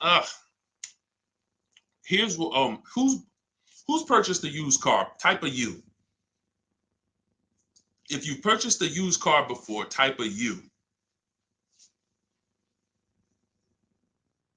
Type a U if you've purchased a used car before. Okay, I see Al Boogie, I see FL Bronco, I see Amore, I see Justine. Okay, every platform. Ebony Eyes. Okay, Larica. All right, I'm gonna give y'all the biggest. This is gonna be major, y'all. And you're gonna see like, wow, how the heck could we even know we're getting a good used car deal without knowing this? Tell y'all how important it is to have the original MSRP of the car you're purchasing. So I have a 2020 Infiniti QX 60 truck. I bought it a year ago. It was 3 years old. Now I saved 42% off the price when it was brand new. Here's why it's important. We don't know when we're shopping on these used car websites. I call them marketplaces. Y'all are going to see in my book, if you do get my book, or even in my videos, you'll hear me talk about the multiple marketplace strategy where we're on these used car marketplaces. We got to be on all of them. But here's what they try to sell you on, because it's based on who's paying them. They're trying to sell you on market value. The true way to buy a pre-owned car, after you check to make sure it's a good one, but I'm talking about how do we know we got a great price on it? We must know how much it was brand new. We must know how much the car was brand new. Give you an example. I was looking at this Infiniti truck. I had narrowed it down to my top 3 or 4. I think I narrowed it down to my top 4. Now they're all white. They all look similar. They're all in similar price points. How do we choose? This is where we usually are stuck. And this is where we usually make a bad decision. I'm going to tell you why. I get the MSRP of these cars. By the way, my special strategy for getting the MSRP, one of them is to go to the dealer's website. Most dealers have a contract with Carfax, and that car will be on their website. That's my first line of defense. Again, everything I'm talking about, y'all, I don't hold back. It's in my book, or it's going to be in my free videos. But some people want everything in one spot. One spot, step by step. That's what the book is. 75% off in my bios, or go to Deshone's book or scan the QR code. So I look and I pull the MSRP, the window sticker for all of these vehicles, and what do I see? The 4 vehicles, the original price of them, one is 46, one's 48, one's 52, one's 54. Why is this so important, y'all? They've taught y'all to buy used cars based on what? Nothing. This is what we're asking for the car. Okay, I think I see some less than that. If all of these cars were 31,000, but one was 54, that's the best deal. In fact, none of those other deals are even close. That car right there has more packages in it, more equipment in it, special features in it. Those other cars don't. So the percentage of the discount that I'm getting off the car is higher here. Does not matter what the dealer's asking for the car. See, we've been taught you go and you focus on trying to get the dealer's price down. That is true in some cases. But what's more important is I need to know, based on what the dealer's asking for the car, how much off MSRP, original MSRP, am I actually saving? Is it 30%? Is it 40%? Because I might look at this car here and yeah, they might be asking $1,000 less for it, but the original equipment in that car is $5,000 less equipment. This is why it's very important. It's critical. I would not buy a used car, and I would never recommend you buy a used car without seeing the original MSRP, so you know, one, what's in the car, what features it has, but more importantly, I cannot determine who saved me the most money. I can't determine who gave me my best deal without knowing what the car was originally priced at from the day it came into the country. And y'all, unfortunately, and I hope it's nobody on here, but unfortunately, we probably do have it where during the pandemic, people were paying 90, 95, 100% of value for used cars. When I mean a Toyota Camry that brand new was 30, they were paying 29 for it, and it was 3 years old. See, I call this true value percentage, TVP. Y'all are going to hear this. We call this true value percentage. We can't look at a used car. See, once we see, wait a minute, based on the new price, the car when it was new, you charging me 95% of the car's value, and it's 3 years old. Once we start looking at true value percentage, car was brand new 30, you asking 25. Okay, you knocking this percentage off. This is how we make sure. Now look, that doesn't help us get quality cars. That doesn't help us stay within our budget. We'll talk about that in the next hour. Because what I'm going to be doing is I'll be doing these shows throughout the day in hour segments. So what you'll see is every time I come, we'll do if there's something that we want to tie up, we'll try to do it in both hours. Again, it's very tough to go over all things and then do Q&A and just get it done in a couple minutes. So some things may continue to the next hour, but once y'all get this, it doesn't change. So although, some of this might be brand new to you. I'm sure it is for a lot of you, having a system for how you shop, boundaries. But once you see how this thing works, it doesn't change. That's why I could write a book. That's why I have a library of videos that are step-by-step. The step-by-step version of my book is the Cars from Home video library, because I know we're so ahead. The car business is so old. I don't have to worry about this changing in the next year, 2 years. If anything, like Vroom went out of business, we adjust that. I might adjust that one section because Vroom's not in business anymore. But the way we teach you to purchase cars to guarantee you pay less than everyone else, to guarantee you save the most money on your loan, to guarantee you get the most money for your old cars, that's not going to change because we are just too far ahead of what the car business is doing. Welcome. Blessed said, I'm new here, been watching your shorts. Great job, homie. Good looking out. Appreciate you, man. Thank you so much. If you're not subscribed yet on YouTube, could you make sure you subscribe? Everybody who's on any other platform, if you could subscribe to us on YouTube, that's where we'll be, able to put a lot of our widescreen stuff so y'all can see. We're gonna teach, but what y'all gonna see, even in the book, it's not teaching and then you're trying to memorize it.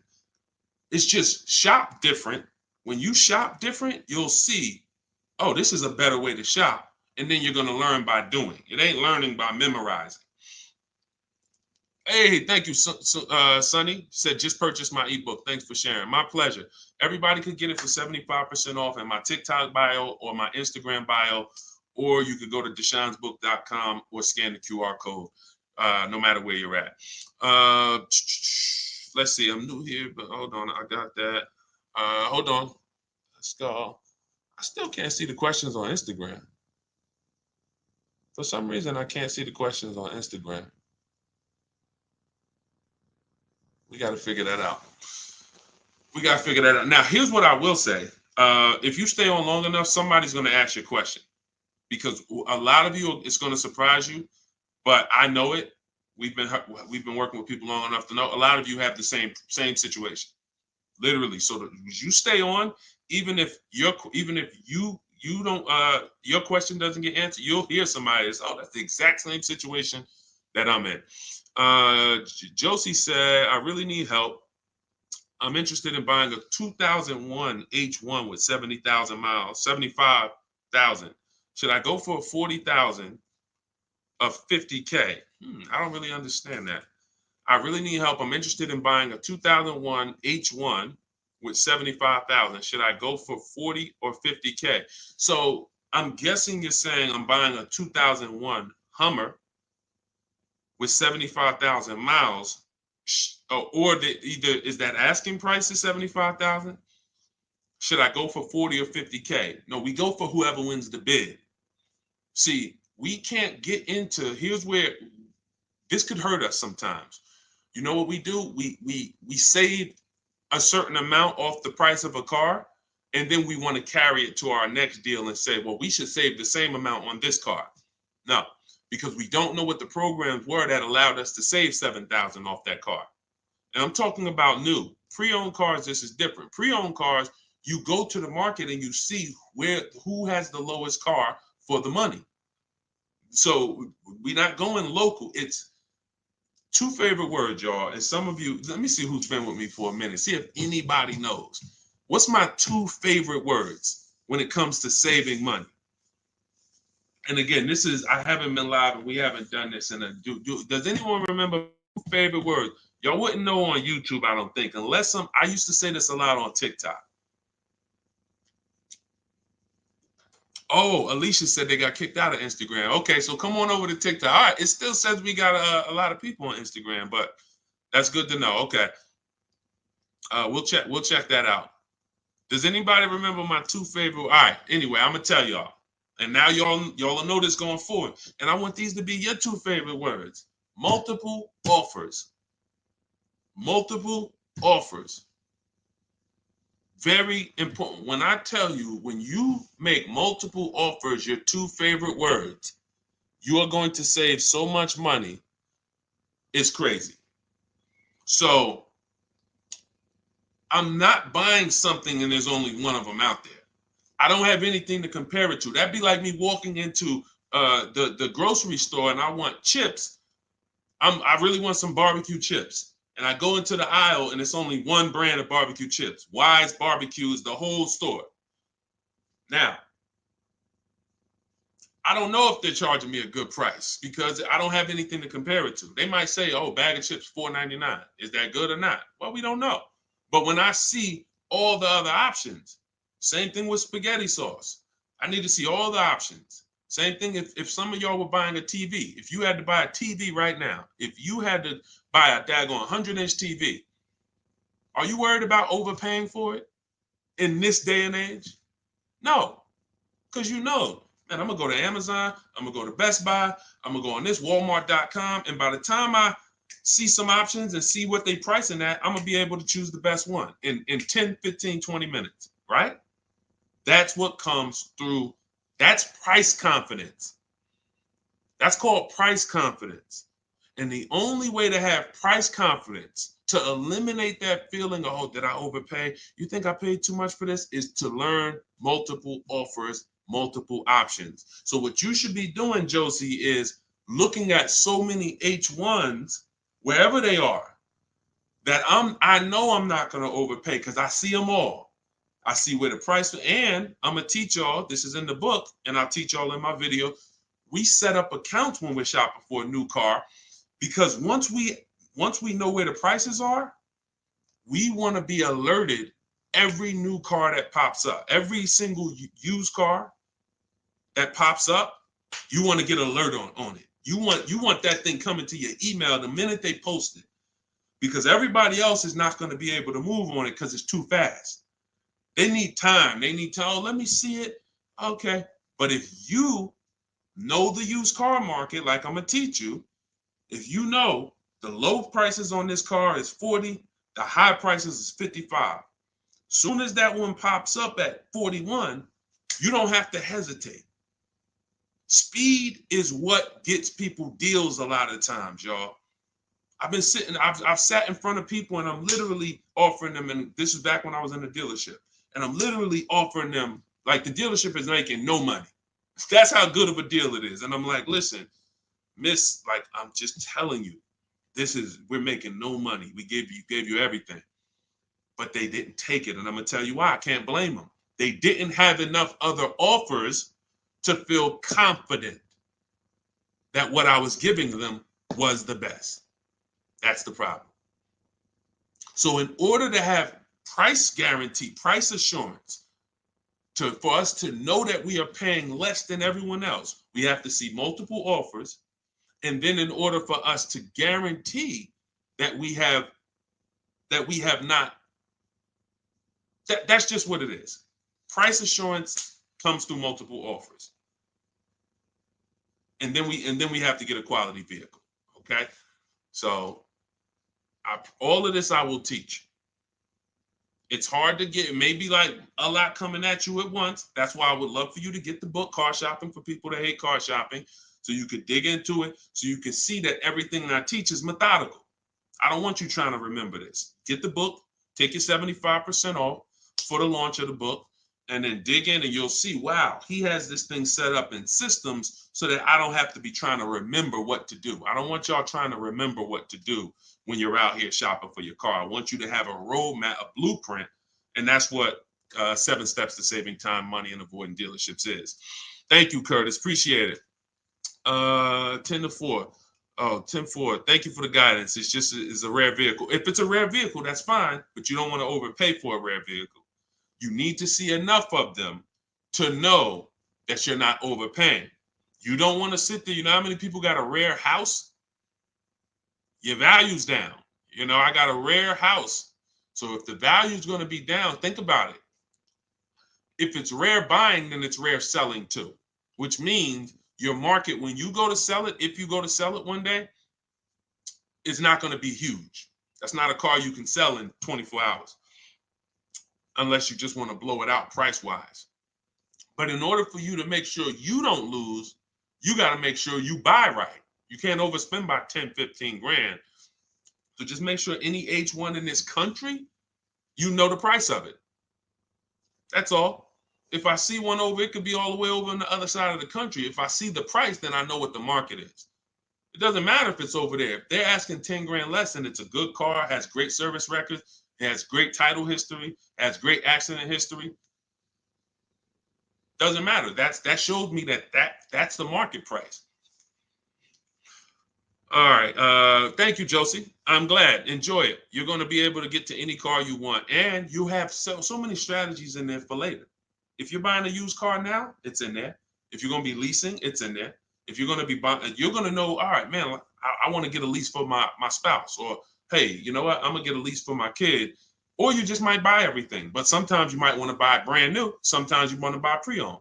It's all in there. Different strategies for how you get to below market deals on each one. Uncle John said, who currently has the best lease program? It's no way to tell. Unfortunately, there's no way to tell. You cannot shop. That's the bad part. That's why when we shop, y'all, it takes us about 45 minutes to an hour to find out where the market is on a car, what the best offer is. Once you get good, like I said, if you're doing it the slow way, you could call sales managers. You get one lease price, and then you call a sales manager and see if they can match it or beat it, or beat it rather. But if you want to do it the fast way, I go through the websites. I contact the dealers through the websites, tell them exactly what I want. We do this for 25 dealers. And then you use my scripts of telling them what you want by email, getting the quotes, and you'll know in a matter of an hour, hour and a half where those offers are. But there's no other way. Because again, great deals aren't advertised. They're not going to advertise great deals. They'll advertise lease offers where they make money. Hey, bring us 35 grand. Bring us 3,500 plus taxes and fees, and your payment's $479 a month. Yeah, but you're putting down $6,000 to get there, and then no, those are not good deals. You're paying too much for a car you're giving back. So yeah, and so we'll cycle through various topics. We spent a lot this hour talking about leases, talking about leasing versus purchasing, and hitting a couple things. But what y'all will see is we'll do themes kind of each hour. I'm gonna come back. I'm gonna come back for the next hour, and we'll probably still stay on it, but we'll be able to get through more questions, because as y'all can see, some of these questions require a little bit more deeper answer. Just as if you were purchasing a house. I know they've made it seem like, oh, well, let's just ask a simple question and then let's just, it should be a super simple answer. Not when we're purchasing houses, right? It's never simple when we're purchasing houses, when we're getting mortgages, when we're investing. Why would it be simple when we're buying $20,000 to $50,000 to $100,000 vehicles that depreciate, that lose us money whether we drive them or not? That's danger. You got a real lesson on the dangers of depreciation in this hour. Like, ridiculous. You drive a car, buy it, park it outside, come back in a year. Car's worth thousands less. You never drove it, never got behind the wheel one time. So when you have that type of product and you're coming into your household, it can drain you of money if you don't structure your deal in a way where you've minimized your losses. The name of the game is to minimize the amount you're losing on these cars. Cars are depreciating assets. You can't make money on them. We did have a wave for years where we were making money on cars, but that's because the resale values of these cars, it was a once in a lifetime historic moment when all of our cars were worth 12 grand, 8 grand, 15 grand more than what they would normally be worth. So, those who cashed out did very well, and we were part of the group who were really spearheading helping people cash out while the market was high. But unfortunately, people bought while the market was high too. So this is we'll be talking more about these things every hour. So lease good for bad credit. Now what you're gonna have to do is set yourself up. If you can't qualify for a lease and you should be leasing, then now your goal is to now get prepared to lease. That might take you a year or two. And we're going to talk about how we buy an inexpensive car to get set up for a lease. We don't go out and buy a $20,000, $30,000, $50,000 car when we know credit's not where we want it. But if you give me a year or two, I'll get myself up to a 650, 670.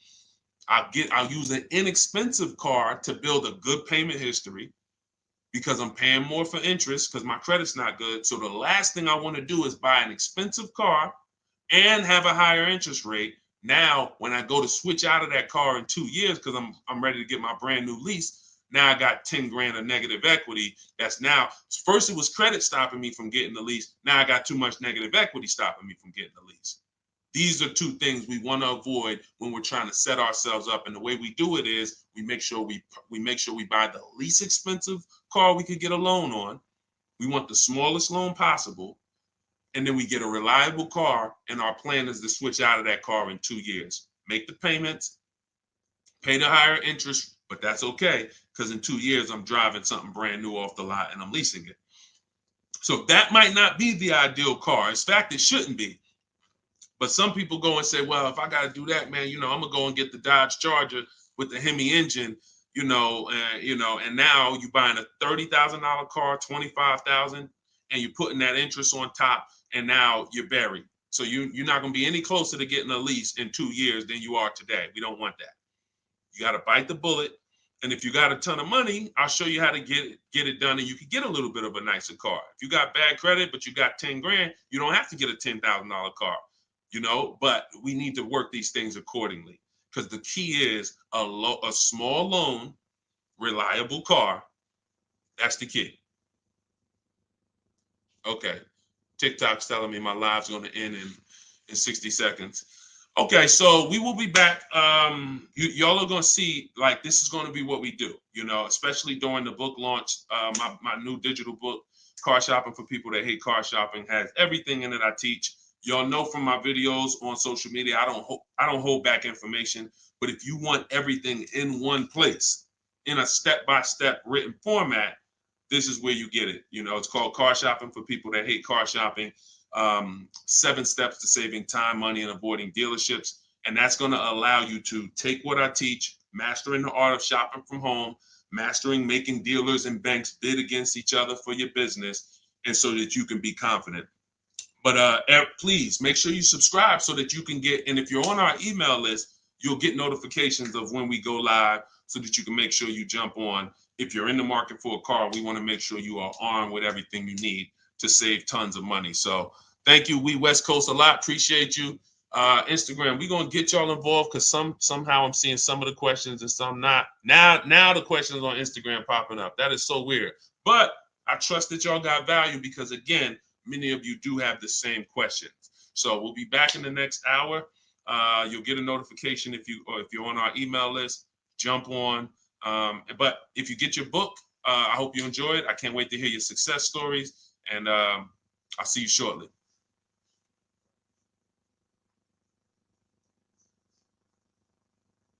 Oh, and if you need the book, it's in my TikTok bio. Some people are saying, where do I get the book?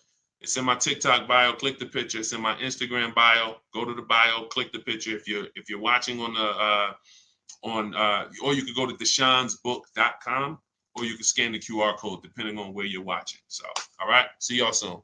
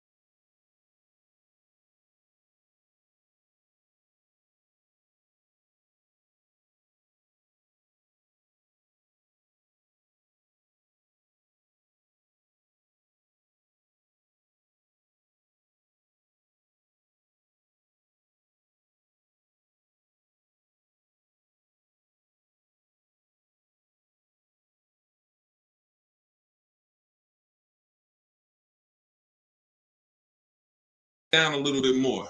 Why ask about the MSRP? This question is from TikTok.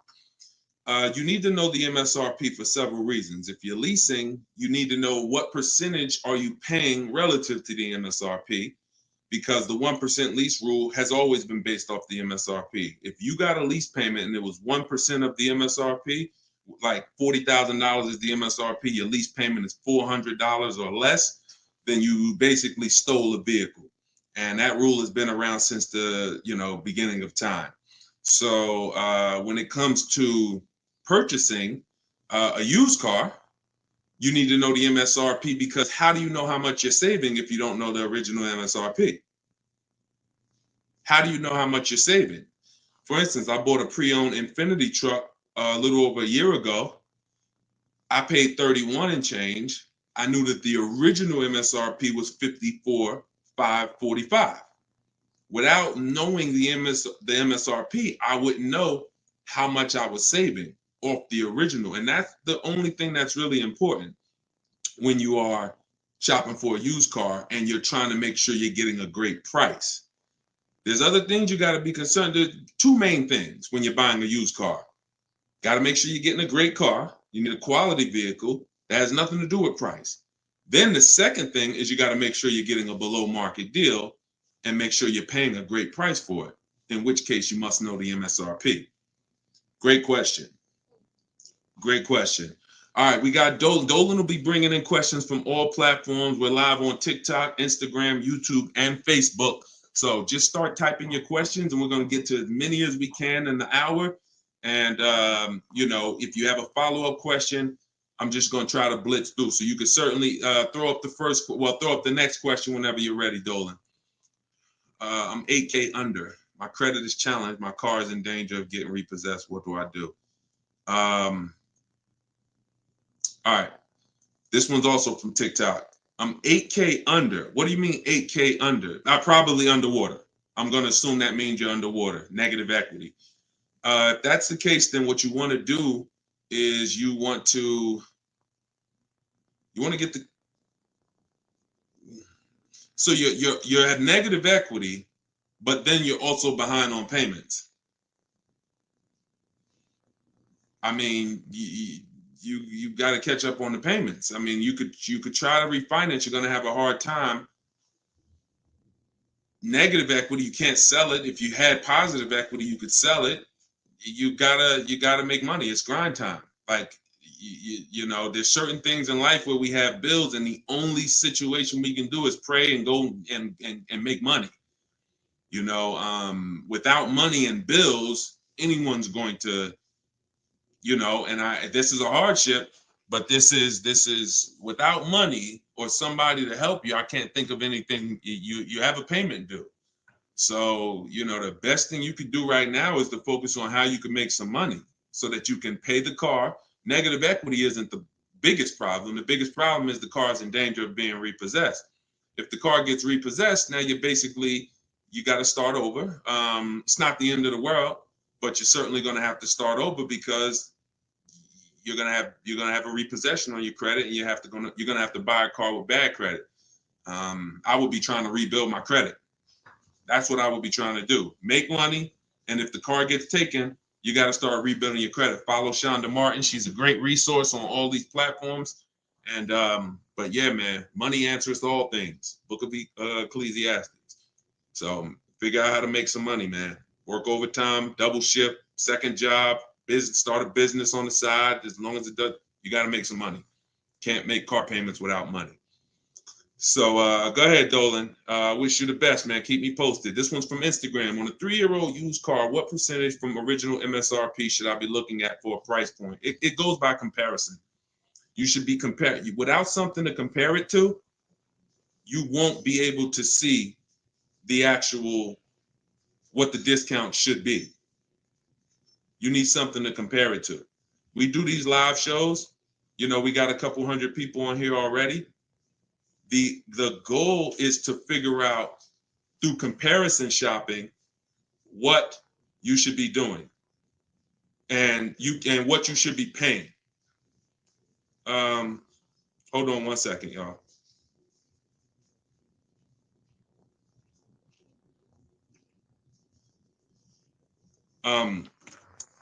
Yeah, so that's the goal. You don't know what a fair price is, what a great discount is, until you are not, until you have other offers to compare it to. That's the problem. Go ahead, Dolan, shoot the next question up. Like, I didn't know that 42% off my Infinity that I got was a great discount until I compared it to the others. I narrowed it down to 4 choices, and then 3 of them were not as big of a discount. And, one of them was, most of them were in the 30s. This particular one was a 42% discount off the original MSRP. Go ahead, Dolan. Oh, this one's TikTok. How do I get the lease rate down? You always, listen, the only way you're going to get a great lease deal is by comparison offers. You got to get at least 5 offers because 80% of dealers are overpriced.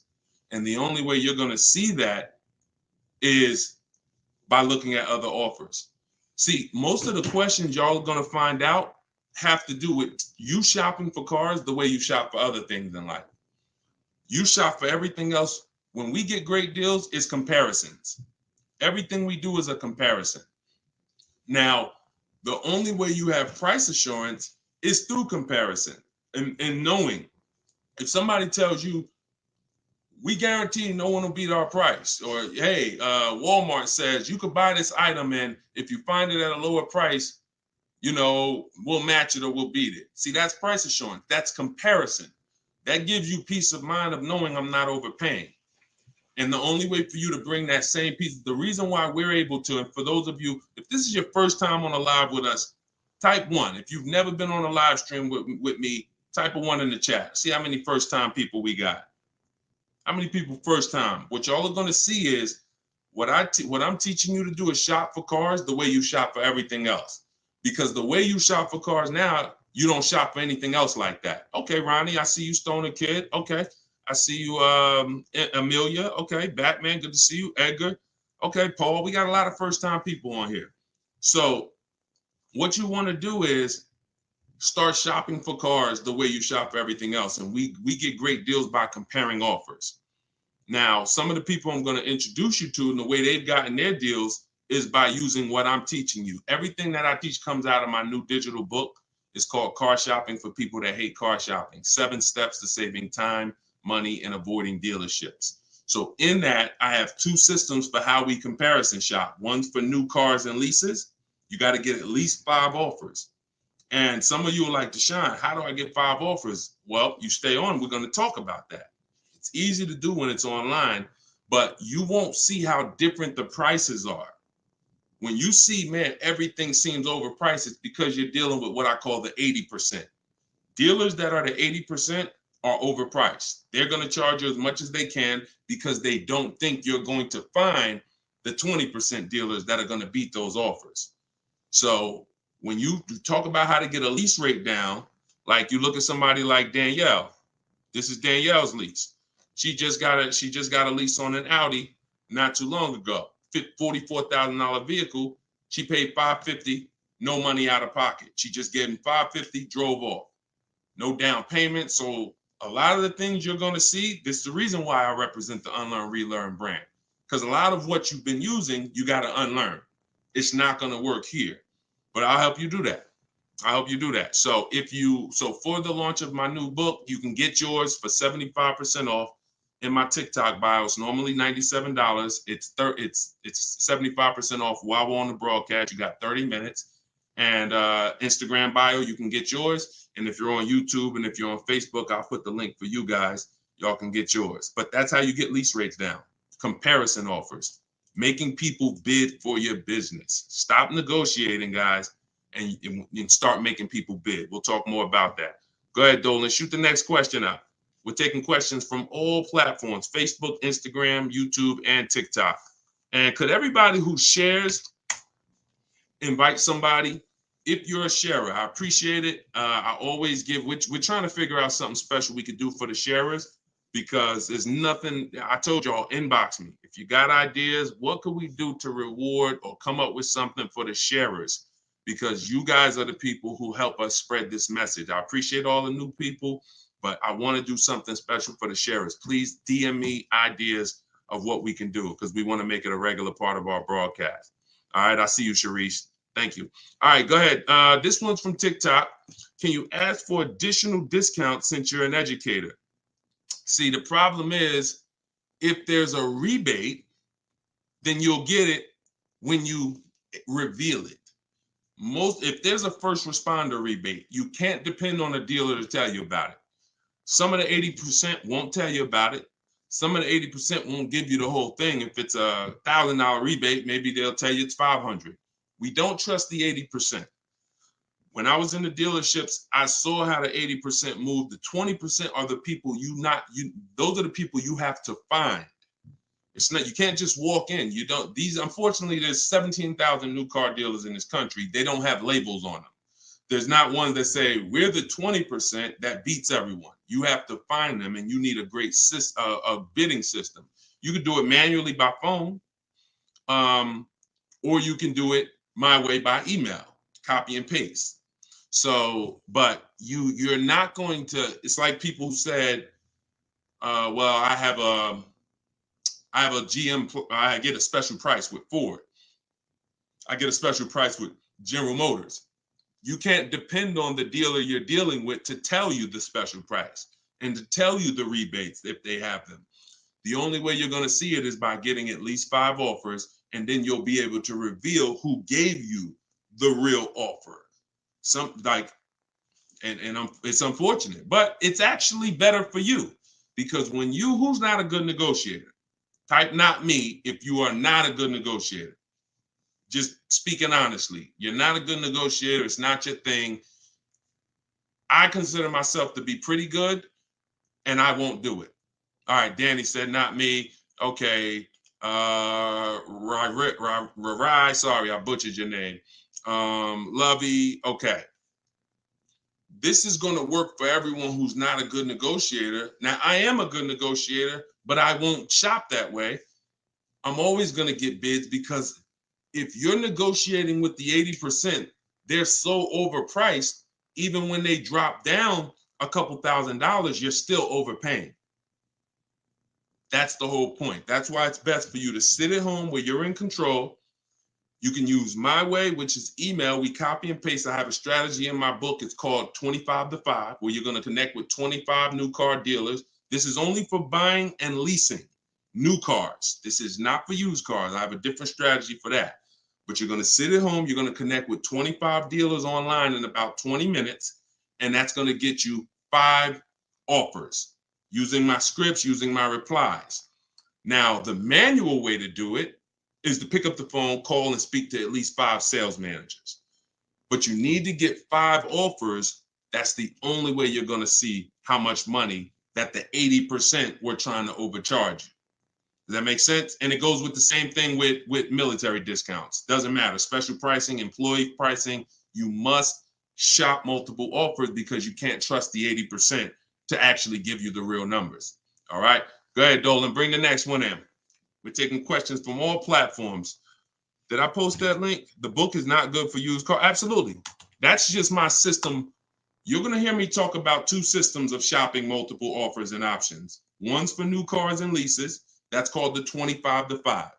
One's for used cars. That's called the multiple marketplace strategy. When we shop for used cars, we have a different strategy. You must shop for your best used car offer in a different way than your new cars. It's very different. They're both in my book. Y'all will hear me talk about them on my videos, on my social media videos if you've seen them, and you'll hear me talking about them on the live. 2 totally different shopping strategies based on your goal. All right, this one's from Instagram. When you walk into a dealership, the salesman comes at you right away. Can you tell him you're just looking for now, and I'll come get you when I see something? Of course you can. So using what I'm telling you, you should not spend more than 30 minutes in a car dealership ever. Tons of people that you'll see, the more you stick around this broadcast and the more you learn and the more you see our community over here. We've been doing this for 3 years, teaching the public. We've got 1,700 people we've worked with personally, a couple thousand books. People are using this stuff. It's not just the saving of money, it's time. You shouldn't be in a dealership if you're not there to test drive, or if you're not, see, we have something we call shopping, not buying. Very different. That's actually step 4 in my book. There's 7 steps. The last step is delivery. Step 4 is something I call shopping, not buying. You have to learn, if you're going to enjoy shopping and take control of your car deals the way I want you to, that when you are shopping, you are deciding what you want. That's shopping, deciding what you want. You can get your copy of the book in my TikTok bio. Everybody got 30 minutes to get it for 75% off. Somebody on TikTok said, how do I get the book? It's in my TikTok bio. If you're on Facebook or YouTube, you can scan the QR code, or you can go to deshonsbook.com. If you're on Instagram, you can go to my Instagram bio. It's normally $97, but it's part of our official launch. You can get yours for 75% off. So when you are there with a purpose, which means no one can actually talk you into something, because you're clear on what you're here for. I'm here to see what I like. I'm here to decide what I want. I got my kids with me. I'm here to see how this vehicle is it comfortable? This is only for new cars and leases. We don't test drive used cars until the end. That's a different thing. And I'm answering questions specifically. So when someone asks about a used car test drive, we'll talk about that. For those of you who are leasing and buying new cars, we are there to test drive and decide what we want. That is it. We do not talk numbers in the dealership. Listen, I want y'all to remember this. You will never, using what I'm telling you, you will never talk numbers in the dealership. If you are coming there to see a used car, the deal is made already before you get there.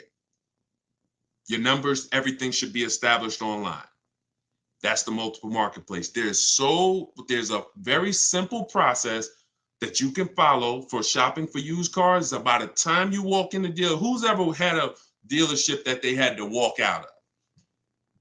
If you've ever had a dealership where you had to walk out of, type me if you've ever walked out. Somebody wasted your time. Somebody tried to, whatever. You went there and you're like, man, I'm leaving. This isn't good. I'm glad you did that, but I want you to get to the point where no one can even waste your time. That's what I want you to get to, which means every time you walk in a dealership, for a used car, the deal is made. You're just there to test drive it, verify everything you did online. We'll talk about this. And then you're taking the car or you're locking up that deal, not taking it because, you're locking up the deal. Now, with a new car, you are there to test drive only. I'm deciding what I want. And here's look, you got to be able to ignore this. Let this stuff go. Hey, can I talk to you? Hey, let me just show you these numbers. Hey, we got some real good deals this month. Hey, you know what? Have you seen the specials? Hey, we got a special price. Hey, we're taking off Hey, we're paying over $2,000 for people's trading. Hey, we're buying old leases back. All of this stuff, it got to just be, that junk got to go using what I teach, because that stuff works for other people. It probably has worked on you in the past. Now, you're not going to let people throw you off this agenda anymore. You are literally there to shop, decide what you want, and when you take your card, take the salesperson's card. When you come home, if you like that vehicle, we will be purchasing it and getting multiple offers from home, never in the dealership. Everybody clear? If you're clear on that so far, type clear. Everybody clear on that? Clear? All right, I see you, Dave. Yep, I see you, Danny. All right, go ahead. This one's from Facebook. Carla said, my granddaughter purchased her first car in November 2023. She wanted to lease, but was told she was too young. She's 20.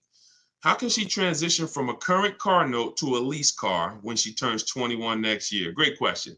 Who has a car that they're thinking of replacing? You have a car now. You're thinking about replacing that car. Could be a lease, and you have to replace it. Could be a car you own. Could be a car you're financing. So the first step in my book, it's called 7 Steps to Saving Time, Money, and Avoiding Dealerships. Car shopping for people that hate car shopping. First step is the most important question. We must know whether we're going to lease or buy.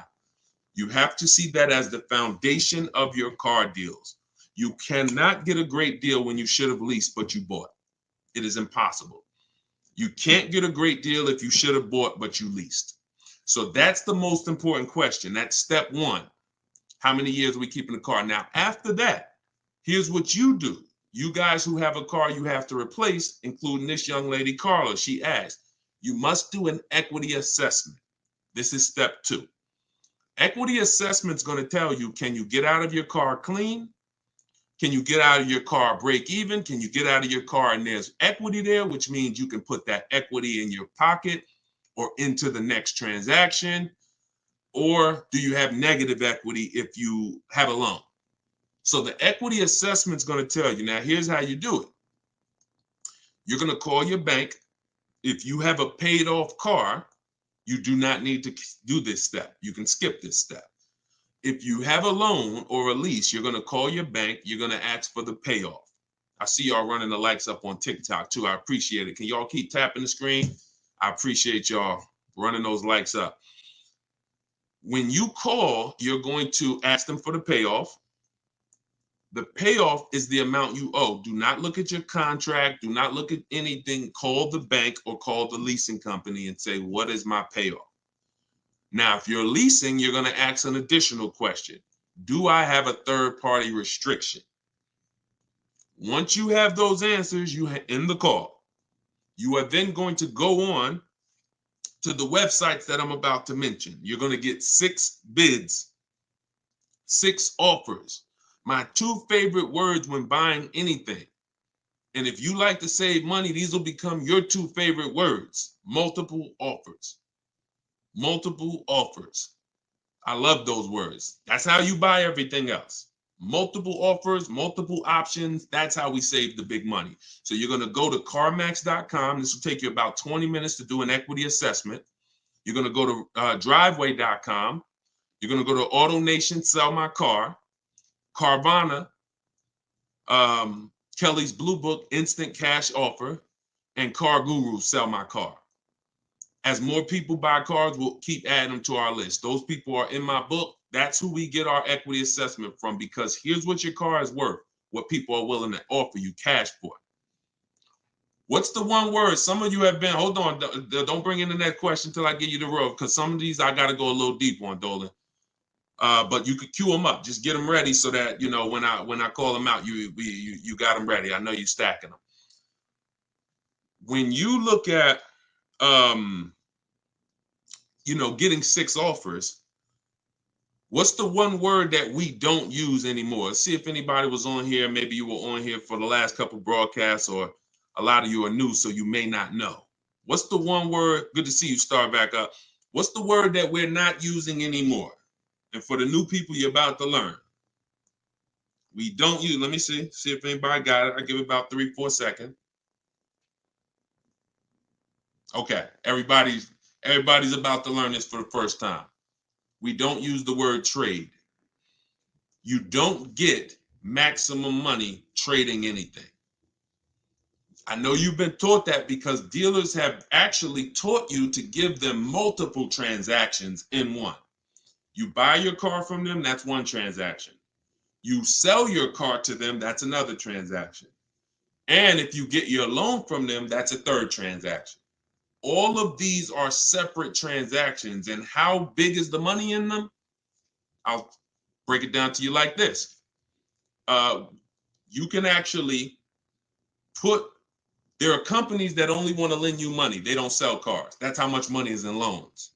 There's companies and people who just want to buy your car. They don't want to sell your car. That's how much money is in buying cars. So somebody just said trading is convenient, though. If you want to conveniently lose $2,000 or $3,000 because you want to save 30 minutes, then be my guest. I'm talking to the people who are like, Deshone, that's not my thing. And I'm not talking about a private party sale. We're not talking about listing the car on Facebook. We're talking about going to people. All those companies I just named, they literally have a short inspection process and they cut you a check. I sold my lease to CarMax. They won the bid 2 years ago. I walked out with a check. I was there for 45 minutes. Then I brought my parents down because they won the bid for their Mazda. They taught you that, oh, anything else besides what we're telling you to do is going to be hard. You know, like, oh, you might as well just give us all the business because, you know, anything else is going to be just hard. Meanwhile, what you're putting yourself through is hard. So that's how you do the equity assessment. Now, if you do have a lease, when you go on those websites, there's a question there. It's going to say, is the car owned, financed, or leased? You want to put owned because you just want the true value. And when you put lease, it triggers something on their websites. Don't worry about that. If you don't have a third-party restriction, you can sell direct to anyone. If you have a third-party restriction, you're going to take those offers, and then we're going to call used car managers because the third-party restriction does not say you can't sell. It says you must sell to a brand of the same dealer, a dealer of the same brand. So if you have a Nissan, you must sell to a Nissan dealer. Here's what that doesn't mean. Go walk into one Nissan dealer. We get bids, we speak to at least 3 to 5 used car managers, we get bids. Are y'all starting to get the sense that everything we do is a bid? And the only way you're going to see how much money you've been losing by not getting multiple offers is to get multiple offers. Everyone I've been working with says, Deshone, there's no way that I would have known how much money was in these car transactions until I started getting multiple offers from home. We don't do this by getting in our car and driving from place to place. We do this by sitting at home and using what online. Shoot the next question in. All right. And we're taking questions from all 4 platforms. So just keep typing them. We'll get through as many as we can in the hour. Erica, this one's from YouTube. I purchased a used vehicle from the dealership, and 2 weeks later they called me and asked me to bring it back because the previous owner wanted it back. Can they do that? Mm, mm, that's a nightmare. Mm.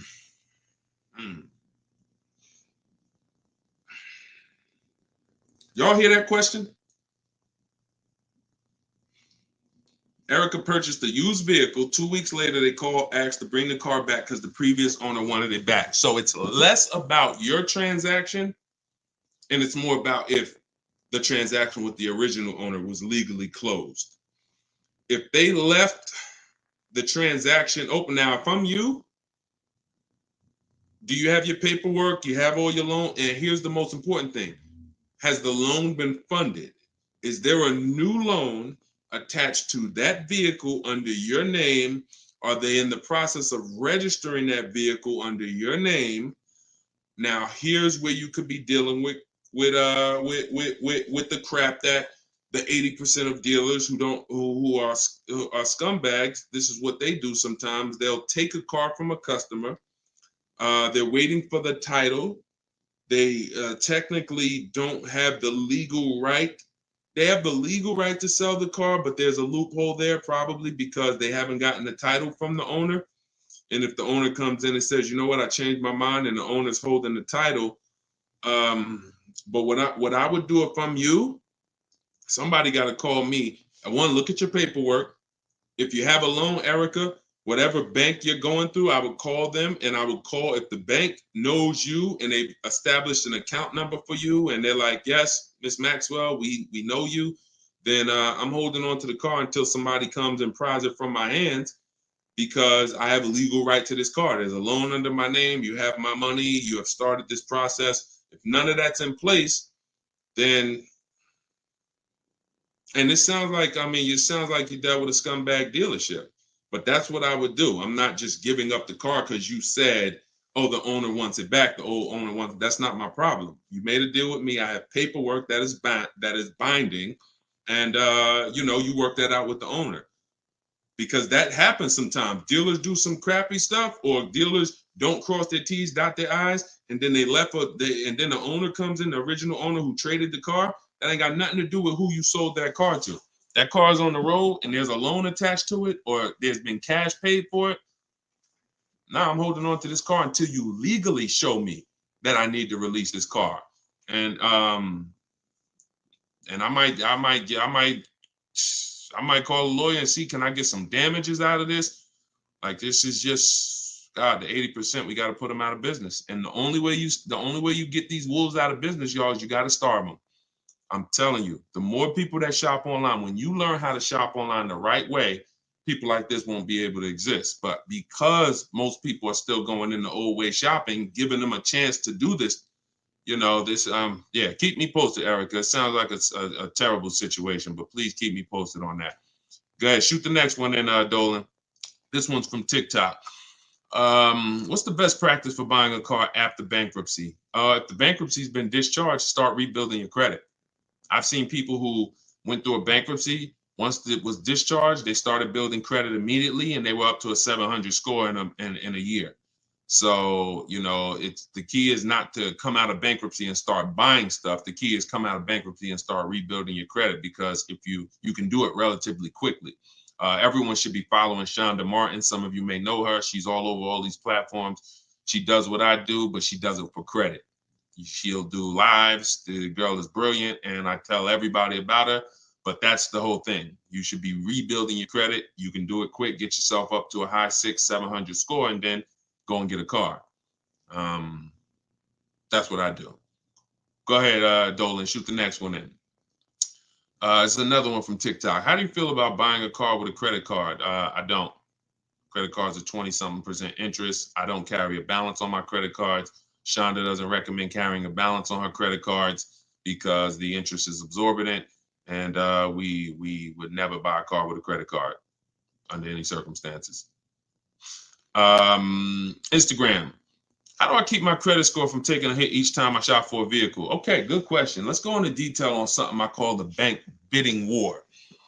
Okay, this is something that I'm sure, unless you guys have been on here before, you've probably never heard. So you heard me say everything is a bid, right?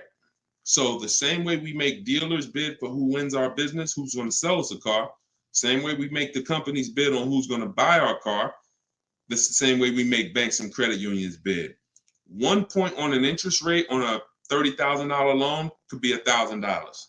So we're looking, so we take interest, we take shopping for car loans as serious as we take getting bids for the new car. There's thousands of dollars in loans. Remember what I said about 15 minutes ago? There's people who just want to give you a loan. That should tell you there's a lot of money in loans. They don't sell cars. So if there's a lot of money in loans, you're going to see this isn't about relationships. You're either going to be a relationship person or a money person. If you want to be a relationship person, type R. That's going to cost you money in what I'm telling you. If you want to be a money person, if you want to save all the money that you should be saving, type M.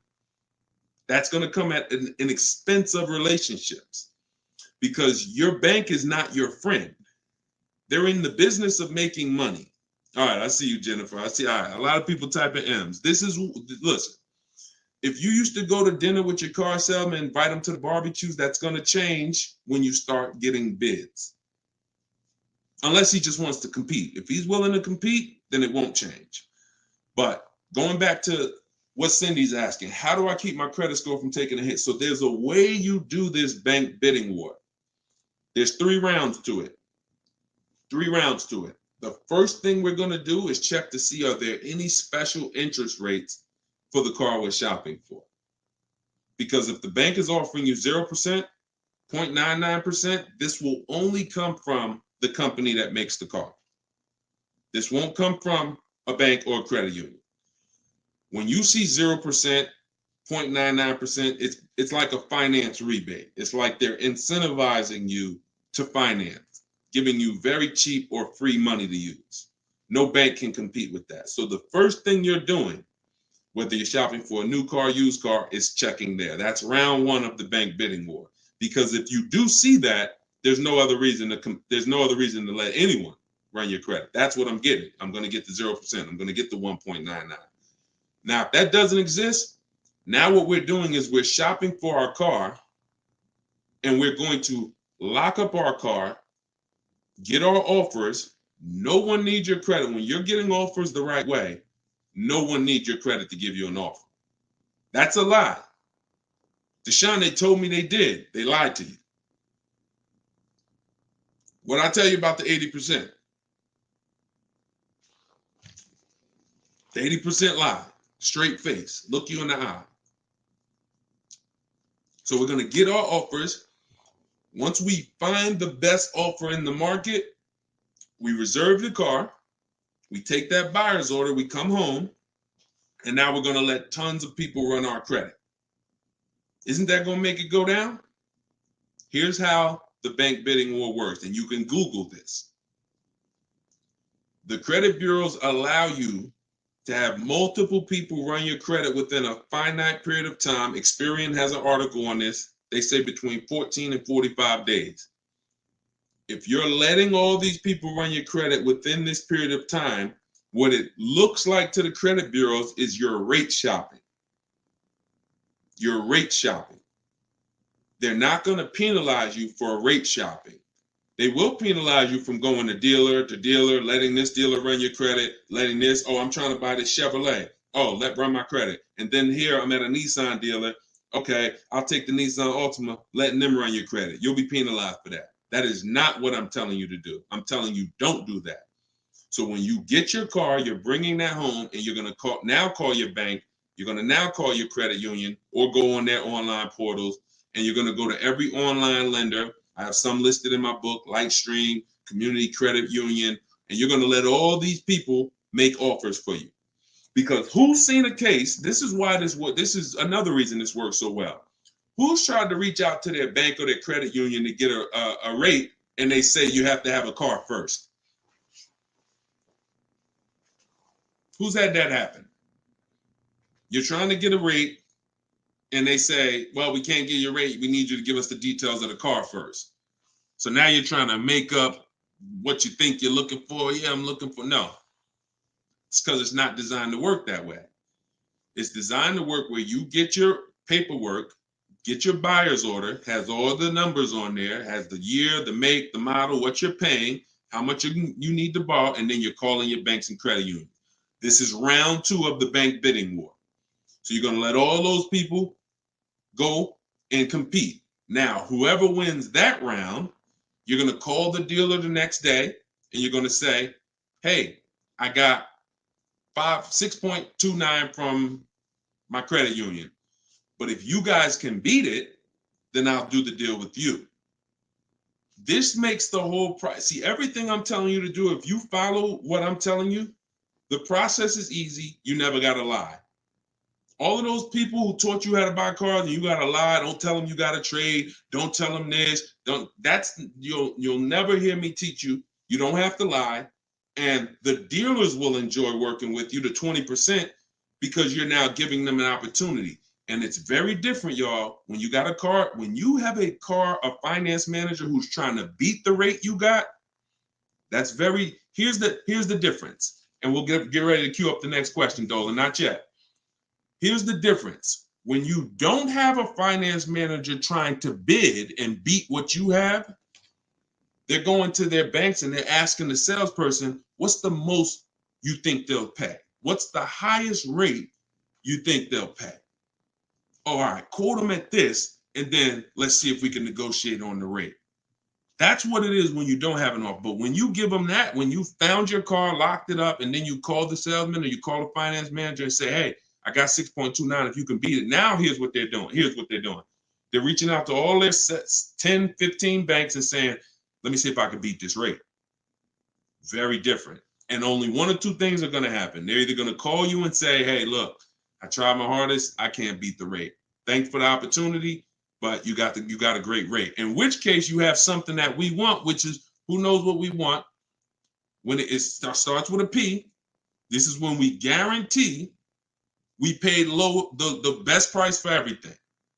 Who remembers? Well, I can't say who remembers because we get new people on this broadcast every day. I swear. All right. Price assurance. So when y'all hear me say price assurance, what that means is you don't drive off anymore hoping you got a good price. Talking to your spouse, hey, you think we could have did better? You think this interest rate was too high? Could we have got a better interest rate?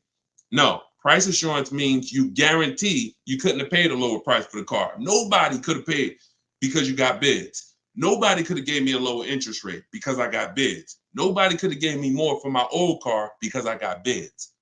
That's the only way we get price assurance. And all of this is done while you sit at home. So this is in my book, Car Shopping for People That Hate Car Shopping, 7 Steps to Saving Time, Money, and Avoiding Dealerships. If you want everything I teach in one spot, it's there. You can get your copy for 75% off. It's normally $97. And you can go to my TikTok bio. It'll be in your inbox in literally 5 minutes. The reason it's a digital book too is because things change. Vroom just went out of business a couple months ago. They used to be one of the people who competed for our business. If you guys had, your book and you had bought it and then it was a print book, because some people say, Deshone, is it in print? This is the reason, one of the reasons why it's not. If Vroom is in that print book, what happens? Now I got to jump on live and say, hey guys, volume 2 of my book is out because things have changed. Get your volume 2. I don't want to do that.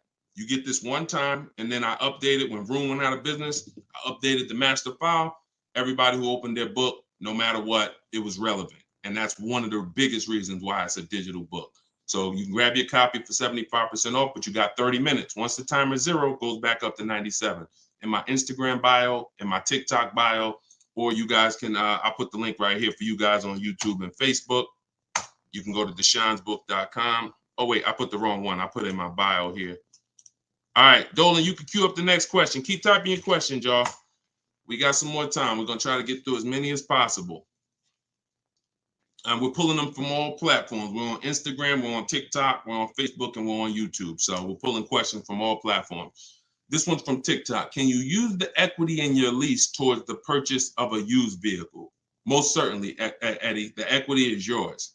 Once you identify your equity and you know how you're going to get it, who you're selling to, you can either put that money in your bank account or you can use that as a portion of you can use that towards your next car deal.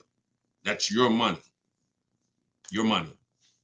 Go ahead, next one. This is another one from TikTok. I need a bit of advice. My son totaled his car. It was a loan Honda. Should I lease or buy this time around? I'm looking into maybe lease an electric vehicle, but I never have leased a vehicle. Okay, it's a very good question. Should I lease or buy? Let me show you. Some of you, let me show you this.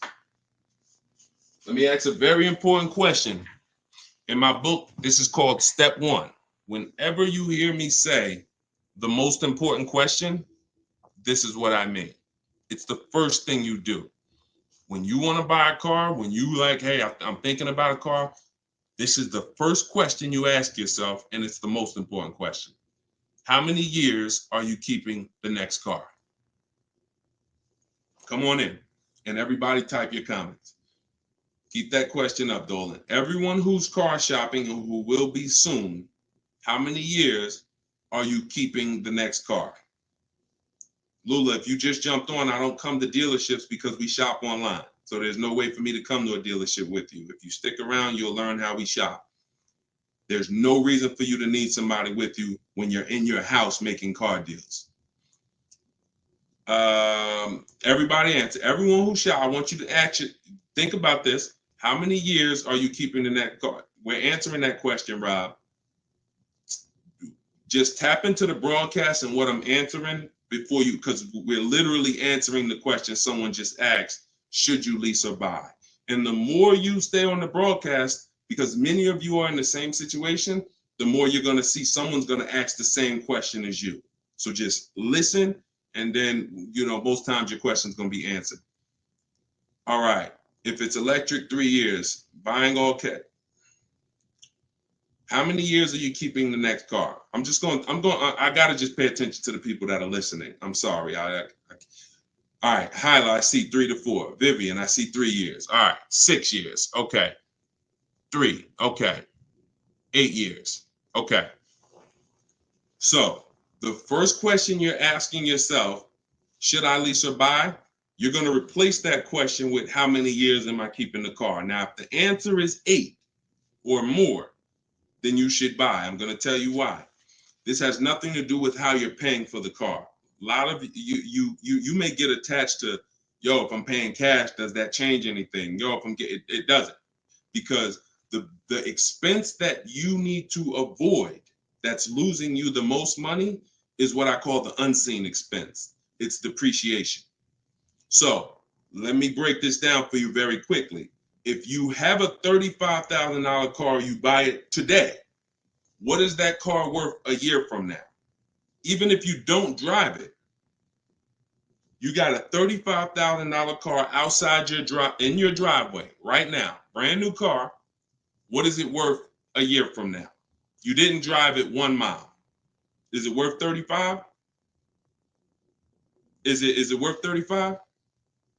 No. Let's go deeper on depreciation, because now we're starting to see with that first question. I'm going to ask you some more. You have to see this is the unseen expense. You buy a car today for 35, you take it back to the dealer in 3 days. Is it worth 35? No. So what does that tell you? There's some expense there, whether you buy or lease. Many of you have been taught, I could just buy a car because I could drive as much as I want. Let's throw another one in there. You buy a car today for 35, you put 30,000 miles on it. Isn't it worth much less a year from now? So this is the unseen expense, and this is how it's working against you. You got to look at depreciation like this. See this curve? This is where you are the day you buy the car. This is what you pay for it. This is how it's dropping over 5-6 years. So now the beautiful thing is long-term owners who has a car outside that they've had for more than 8 years. Type me. Some of you might have been 10 years. Some of you might have been 20 years. this is what you have to see. If you're getting rid of your cars anywhere in this 6-7 year mark, you're losing money. It's no way. It's no way you can replace something you bought and it's dropping like this. But here's the beautiful thing. For those of you who are like, look, I had my car for 12 years. I had my car for 8 years. I had my car for 10 years, 16 years. This is where you're at. That's how your car is losing value. See, the car you have that you've had outside for 10 years, what it's worth today, a year from now, isn't it going to be worth about the same thing? Right? Talking to you long-term owners who keep your cars, you're winning. See, because you've reached the reward. You've reached the reward for buying. The reward for buying is to get to the stage where your car a year from now is going to be worth about the same of what it's worth now. Now, that's when you should be buying. If your goal isn't to get to that level, you should not be buying. You should be shopping for lease deals. Because there's only two ways to beat depreciation. What I just said, and some of you might be saying, Deshone, I can't, I'm not keeping a car that long. You should not be buying cars. You're not getting to that level. You're not getting to the winning. The winning is that. Got a car outside, paid off, barely losing value. It was worth $9,500 last year. It's worth $9,000 this year. That's the reward. Now, for those of you who are on the other side, if you're on the other side, you should be leasing. And I'm going to show you how drastic it is of a difference when you should be leasing, but you're buying. I'm going to show you that there's no way for you to get a great deal if you are buying when you should be leasing. Look at somebody like, let's pull up, we talked about Danielle earlier. Look at Tope. Tope got a BMW, $54,000 vehicle. Now, some of you know, every $5,000 on the price of a car is how much per month? Every $5,000 on the price of a car is how much per month? It's not 7 years, so it's always 8 years. See, in my book, it's something called the 8-year rule. If you're not keeping your car 8 years, you should not be buying. Okay, good. I see a lot of you are tapped in. Every $5,000 is $100 a month. So when you're looking at a $50,000 car, you should be thinking that's $1,000 a month payment. What about the down payment? Forget about the down payments. Down payments have nothing to do with the deal. We are just talking about boundaries. When we look at a $50,000 car, $1,000 a month, 5-year loan.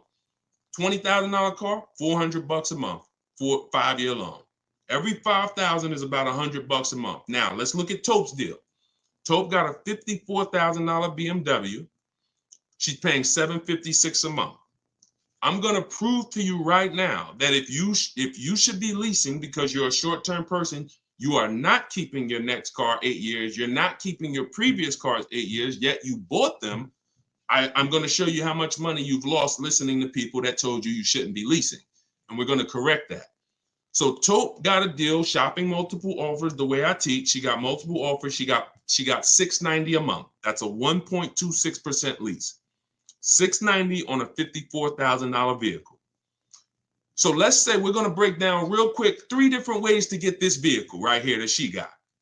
One is the way she got it, leasing, because she's a short-term person. Now let's say somebody says, Deshone, I'm going to buy that car. That person buys that car. Let's say they get an incredible price and they save $10,000 off a brand new BMW. Okay?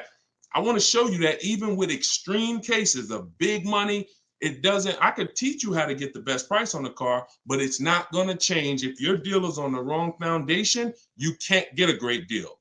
So let's say somebody walks in right after Tope. They look at her car, they see her driving off, and they're like, man, I want that same car. All right.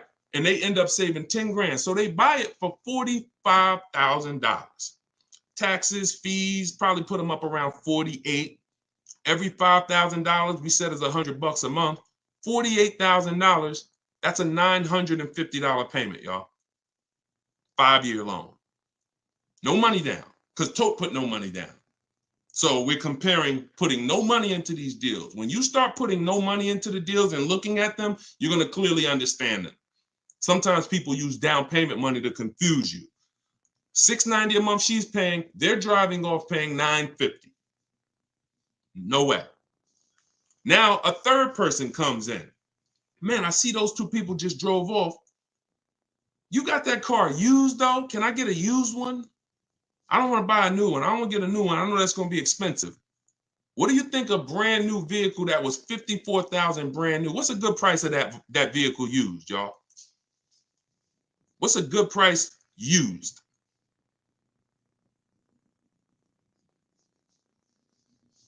I want to hear it.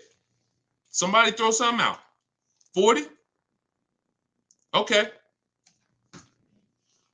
40? I'm going to take the lowest number. This is how it's going to, I mean, it's not going to be 30. Okay. A $54,000 vehicle. You're not, let's take 21. Okay. No, all right. I can't, we gotta use like real answers. So you're not getting a $54,000 vehicle. Oh, maybe I should preface 3 years old, right? Let's say 35. Let's say 35, right? That's pretty conservative. 54,000 new. They find one for a great price. It's a used car. They get it for 35. Every $5,000, $100 a month. What's the car payment? 700. 700. So you have Tope, who's driving off in a brand new BMW, $690 a month. You got the person who bought thinking it saved $10,000, got an incredible discount, $950. And then you got the person who got a 3-year-old BMW. Warranty will be up next year. They're going to be on their own. They're paying $700. That's what I mean. I told you I was going to make it very clear for you that when you should be leasing, you cannot get a great deal. I don't care how much money you save off the car. I don't care if you buy a used one. When you should be shopping for great lease deals, you're not a long-term person. Now, here's where both of those people can beat Tope. Both of those people can keep their cars 8 years, long-term, pay the cars off. Now, we see them down the line, and now they're winning. And it's not that Tope is losing. It's just that they've all won now. Everything when you purchase cars, when you get to this stage, if a person bought that car and they're at this stage now, I had this BMW for 8, 9, 10 years, and it's not losing any value anymore. Oh, you won. That's the reward for buying. But if you're not going to get there, you're losing by not leasing. That's the leasing versus buying. I call that the most important question. It's the first question. When you open my book, it's step 1. How many years are you keeping the next car? That is the first thing you ask yourself because it's the foundation of your car deals. So everything that I'm teaching you is out of my new digital book, Car Shopping for People That Hate Car Shopping. 7 steps to saving time, money, and avoiding dealerships. Step 1 is the most important question. Step 7 is delivery. So by the time you get to step 7, you're either having your car delivered or you're picking it up. This is not a book you read and then you go take a test on it. This is an action guide that gets you closer and closer to your vehicle. And when you get to step 7, you're taking delivery. So you can get it for 75% off. Get your copy. Get your 75% off in my TikTok bio, in my Instagram bio. It'll be in your inbox in literally 5 minutes. If you're on YouTube or Facebook, you can scan the QR code or you can go to Deshone'sBook.com. All right. I love talking about this. Go ahead, Dolan. We probably got time for 2 more. Bring in 2 more, Dolan. Bring in the next one. And then we'll wrap. Yep. I drive too much to lease. See, hold on. Before you say that, you got to be very careful making statements. And I'm going to be honest with you, y'all. I will put what I teach and I put my people who learn from me against anybody shopping for cars. Because once you get this and once you get how to shop, you'll be able to do this in 60 minutes. You'll be able to get great car deals in 60 minutes. But in order for you to win, the best thing for you to do is ask questions here, not make statements. All right. This one's from TikTok. Can you use the equity in your lease toward the purchase? Oh, yeah, we got that one already, Dolan. We did that one. Shoot the next one up. This one's from Instagram. How do you compare car prices if the model has different options and packages?